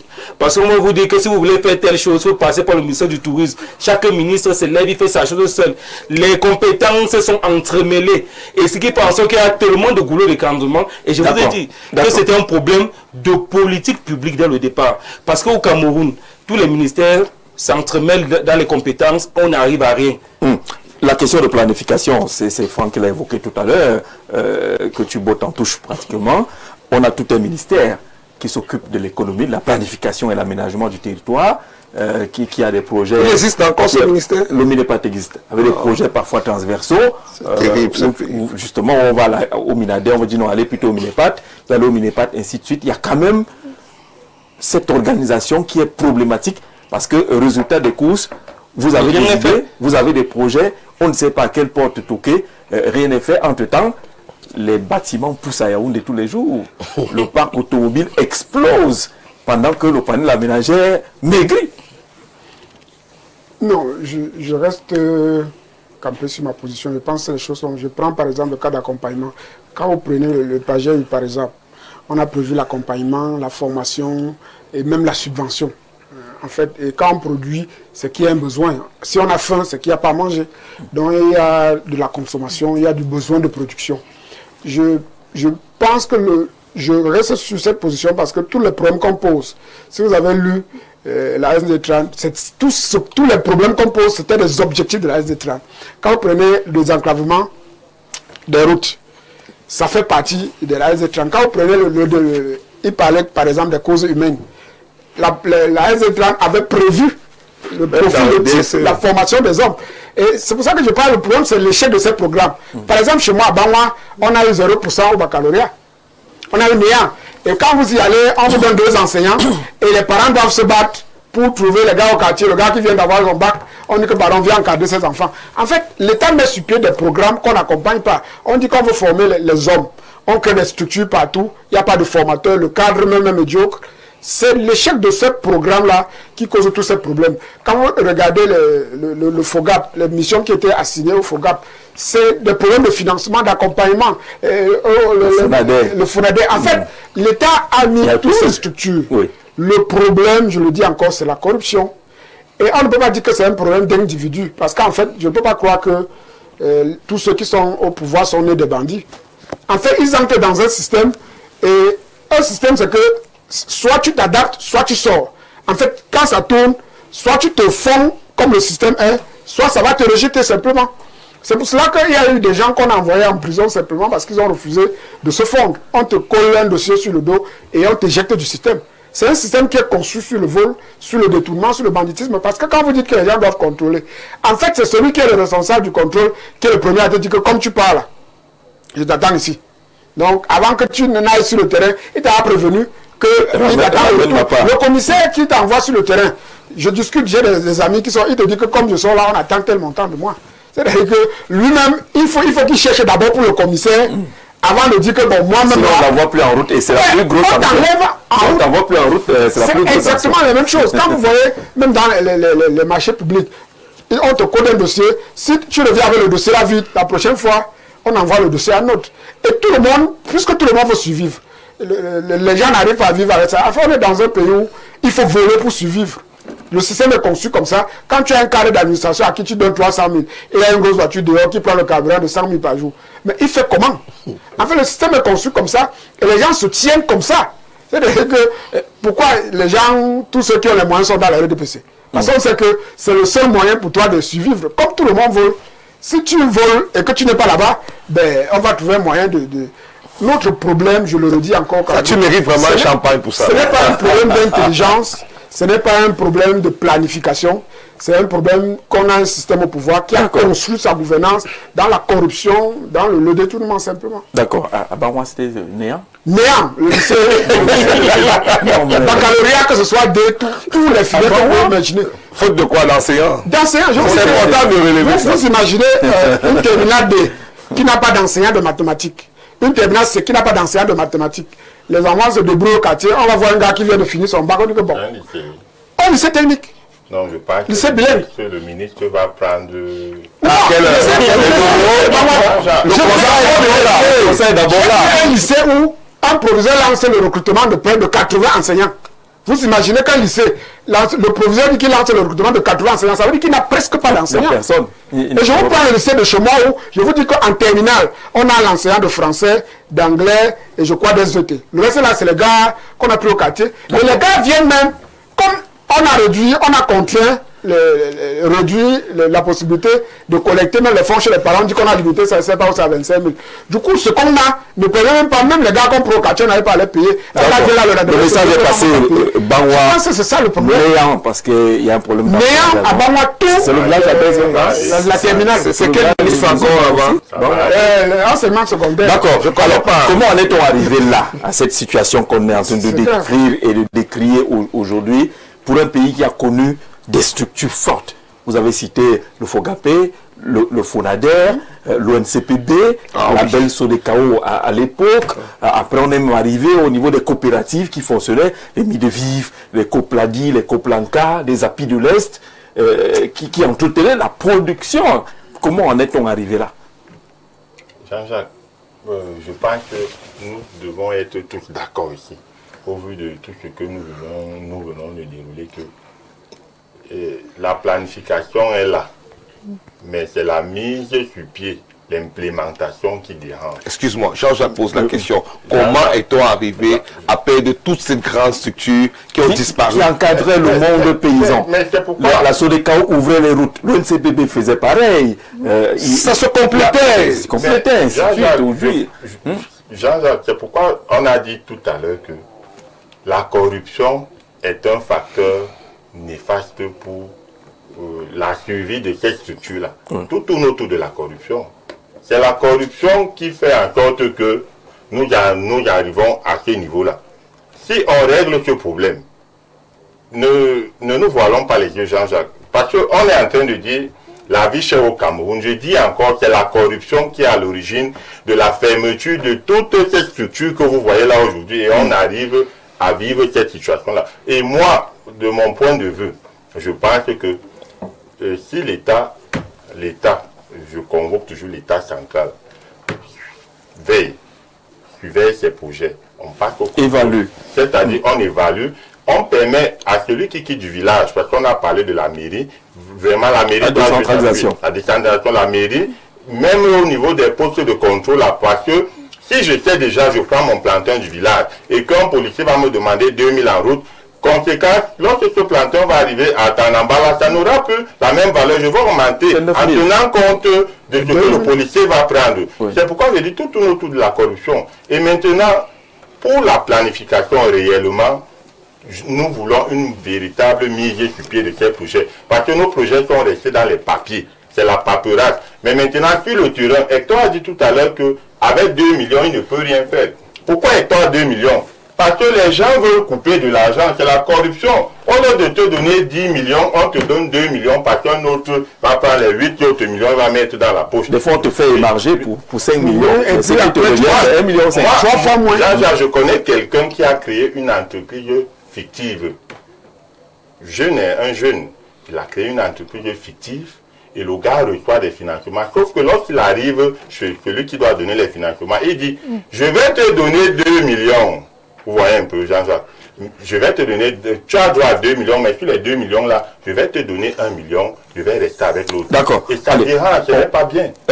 Ferdinand Koungou, qui a connu ces structures qui sont mortes aujourd'hui, qui sait également que ces derniers temps, on parle et des filets sociaux, et des projets agropoles, ainsi de suite. Il y a beaucoup d'autres structures, d'autres initiatives qui sont nées, les projets agropoles qui doivent nous permettre de manger du poisson et ne plus être dépendants forcément de ce qui est importé, les projets de port, de pêche, ainsi de suite. On n'en parle plus. Bon, vous savez, il y a eu une crise qui a fait beaucoup de dégâts entre 85 et 95. Et cette crise, entre autres solutions proposées par les penseurs macroéconomiques, nous a amené à... Souffrez que je parle, je vais expliquer. Nous a amené à ce qu'on a appelé le désengagement de l'État. C'est-à-dire qu'on a demandé que l'État sorte du tissu économique pour qu'il en soit juste le régulateur, le facilitateur.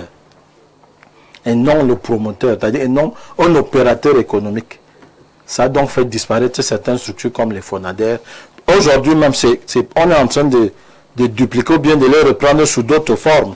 Ces fameux filets sociaux et autres structures créées par l'État, en fait, c'est parce que les gens s'étant rendus compte que la solution proposée a été mauvaise. Elle a créé plus de problèmes. L'État a essayé de revenir dans le tissu économique pour en être le promoteur. Or, la globalisation aujourd'hui, le capitalisme tout azimut voudrait que l'État soit un régulateur et un facilitateur. Et c'est donc dans la régulation et les facilitations que l'État doit agir. Doit agir dans la facilité, dans l'accès au financement, notamment au crédit. Pour ça, il faut que le système bancaire soit totalement in et offre des conditions qui permettent. L'État doit être un facilitateur pour qu'on trouve pour les partenariats, pour l'opérateur privé. L'État doit être un facilitateur au niveau de la fiscalité, toute la fiscalité douanière. L'État doit être hors. Dans le système où nous sommes aujourd'hui, subissant les affres de la capitalisation tout azimut, l'État voudra en faire de la régulation et voudra en faire le facilitateur et aussi un promoteur des tissus économiques. Du coup, le fonctionnaire qui se trouve au milieu de tout ça devient la moitié de Dieu ou un demi-dieu. Et comme il est dévié parce qu'il est corrompu dans son âme, il devient l'élément qui plombe. Je l'ai dit dans ma... C'est pour ça que j'ai dit que un des premiers points même qu'on devrait mettre sur pied pour pouvoir maîtriser les régulations et tout, c'est la pénalisation tout azimut. Je vais chuter par là. Je vais prendre l'exemple, par exemple, des marchés publics. Je sors de la vie chère. Dans les marchés publics, de la commande publique, le jour où on va sanctionner, même le payeur, c'est lui qui paie le marché qui n'a pas été bien exécuté. Les marchés seront exécutés. Parce que le payeur qui te demande 10%, alors que celui qui a... Le jour où on va sanctionner celui qui a réceptionné, sachant évidemment que tu n'as pas respecté les normes, les termes techniques, et qu'on a constaté ça, au lieu de sanctionner et le prestataire et l'ordonnateur, laissant le circuit. Le jour où on va même sanctionner une commission de passation des marchés, parce qu'elle a passé le marché à un prestataire qui s'est révélé plus tard n'avoir pas la capacité pour solliciter ce marché, ce jour-là, les gens vont cesser d'être... Est-ce que vous comprenez? Et c'est là où il y a donc le combat aujourd'hui. Bon, l'État... C'est que celui qui est supposé sanctionner l'État est le premier qui attend des probants de ceux qui... Non, l'État donc ici devrait être un régulateur et un facilitateur et non un promoteur du tissu économique.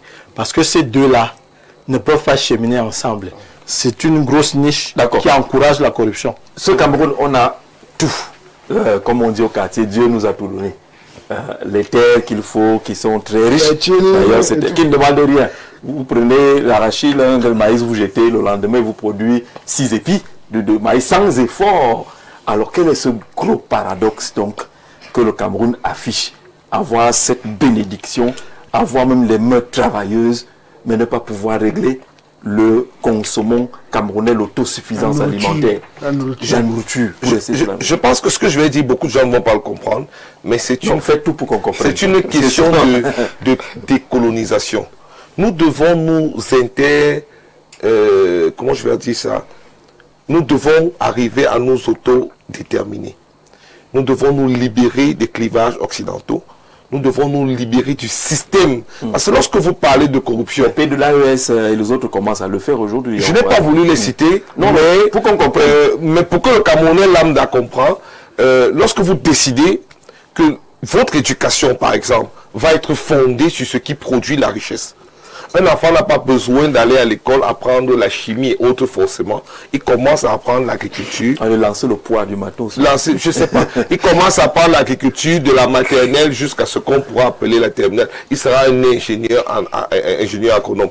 S'il va apprendre l'élevage, il commence à apprendre. Je prends ça comme cas d'école. On a un problème, c'est que toute l'architecture qui est faite autour du Camerounais est encore colonisée. Il n'y a que mon ami Franck et moi sur ce plan. En fait, pour abonder dans ton sens, nous sommes encore en 2026 des clients, un marché des consommateurs. Et ça, c'est dû au RDPC principalement. Je pense que rien à voir avec si demain, excusez-moi rapidement, si demain il advient, comme il y a les élections dans quelques jours, que des partis qui sont pro indépendance arrive au pouvoir, vous verrez les choses que nous voyons à l'AES et ailleurs se produire au Cameroun. Vous verrez l'autodétermination du peuple camerounais. On décidera par nous-mêmes du type d'école qu'on veut, du type d'économie qu'on veut, de transformation qu'on veut. On amènera les Camerounais normaux à produire. Je veux me dire quelque chose. J'ai vu un jeune Camerounais qui a produit une machine qui a, à base de tiges de bananes, nourrit les poulets et nourrit des cochons. Mais ce jeune Camerounais trime. Il faut que de temps en temps que nous donnons quelques trucs pour l'encourager. Mais nous ne sommes pas le gouvernement. Il faut qu'on arrête de dire l'État, c'est nous aussi. Mais nous, là, on parle principalement du gouvernement RDPC, qui depuis 60 ans, parce que l'UNC RDPC, c'est la même chose, n'arrive pas à donner du pain aux Camerounais, n'arrive pas à nourrir la ménagère, n'arrive pas à régler aucune situation. Il faudrait à un moment donné... Il faudra changer de mentalité, changer les systèmes, faire comprendre aux jeunes aujourd'hui, lorsqu'on se retrouve dans l'agriculture, ce n'est pas parce qu'on a échoué. Non. Parce que beaucoup au Canada, on a des agriculteurs. On a fait tous les concours, on a atteint l'âge limite et puis on dit peut-être qu'on va aller voir un peu du côté des poulets. Et qu'on encourage les communes de production. Vous qui voulez être candidat aux prochaines élections municipales, peut-être qu'il faut... c'est ça, un secteur qui a d'ailleurs réussi, le poulet. Surtout à l'ouest, il faut le dire. C'est un qui a réussi le poulet. Le poulet. Moi, d'ailleurs, j'ai une ferme. Ah, le poulet. Oui, oui. D'accord. Le poisson d'eau. En fait, pour aborder... Moi, j'élève du poisson chez moi. Il y a le fameux du poisson naturel. Il faut repenser, et je crois que 60 ans après les indépendances, il faut repenser aujourd'hui les modèles de nos États, avec les formats de nos États, adaptés à nos réalités socio-anthropologiques. Vous voyez me retrouver à nos cultures. Non, je ne vous retrouve pas, je vais au-delà de... Adapter à nos cultures. Et cela va intégrer ce que je disais tantôt, les habitudes de consommation. Parce que les habitudes de consommation, je vous dis ici, première chose, nous désintéressent de tout ce qui va venir de l'extérieur. Habitude de consommation, bravo à vous qui consommez africain. La belle tenue de Eric, Franck et l'autre. Ah bon. Du coup, pour l'enseignant, j'ai vu le président ghanéen accueillir le président gabonais. Tous avaient des jolis boubous. Vraiment, c'est que le Ghana maintenant. On va promouvoir ça, vraiment. D'accord. Nos tailleurs et toutes nos cultures doivent être aussi. La vie chère également de ce côté du textile. Tout ça. La transformation locale, la production, l'industrie locale doit être mise en valeur. Et ça, c'est pas encore le cas au Cameroun. Et pourtant, on a une culture d'abord diverse. Je ne vous ai pas encore vu habillé typiquement en vêtements de l'Est depuis des années que je vous connais. Vous êtes en veste très souvent, quelquefois en boubou, mais il faut vendre. C'est à vous de le boum. Il y a tellement de choses qu'on peut transformer. Il faut le transformer. Il faudrait qu'on apprenne déjà nous-mêmes, même dans nos plateaux de télé et autres, à promouvoir ce qui est africain et à le sortir. Nos gouvernants a communiqué, le salon international artisanat s'est ouvert en dehors du protocole d'ouverture. Je ne sais pas pourquoi monsieur le ministre des PME, l'artisanat, ne fait pas de communication qu'il faut sur l'artisanat. On ne sait même pas de quoi on est capable en matière artisanale dans notre pays, ce qui est dommage. Monsieur, on vous dit merci d'être venu échanger avec nous. Nous sommes le 30 juillet 2026. Demain, vous retrouverez Stéphane Mbarga pour la dernière de la semaine de l'émission Le Grand Soir, en espérant que si vous avez vu le véhicule de Stéphane qu'on a volé ici, envoyez les infos. Vous pouvez pas voler quand même le véhicule de Stéphane. Vous qui viennent faire l'émission comment? Très bonne soirée à tous.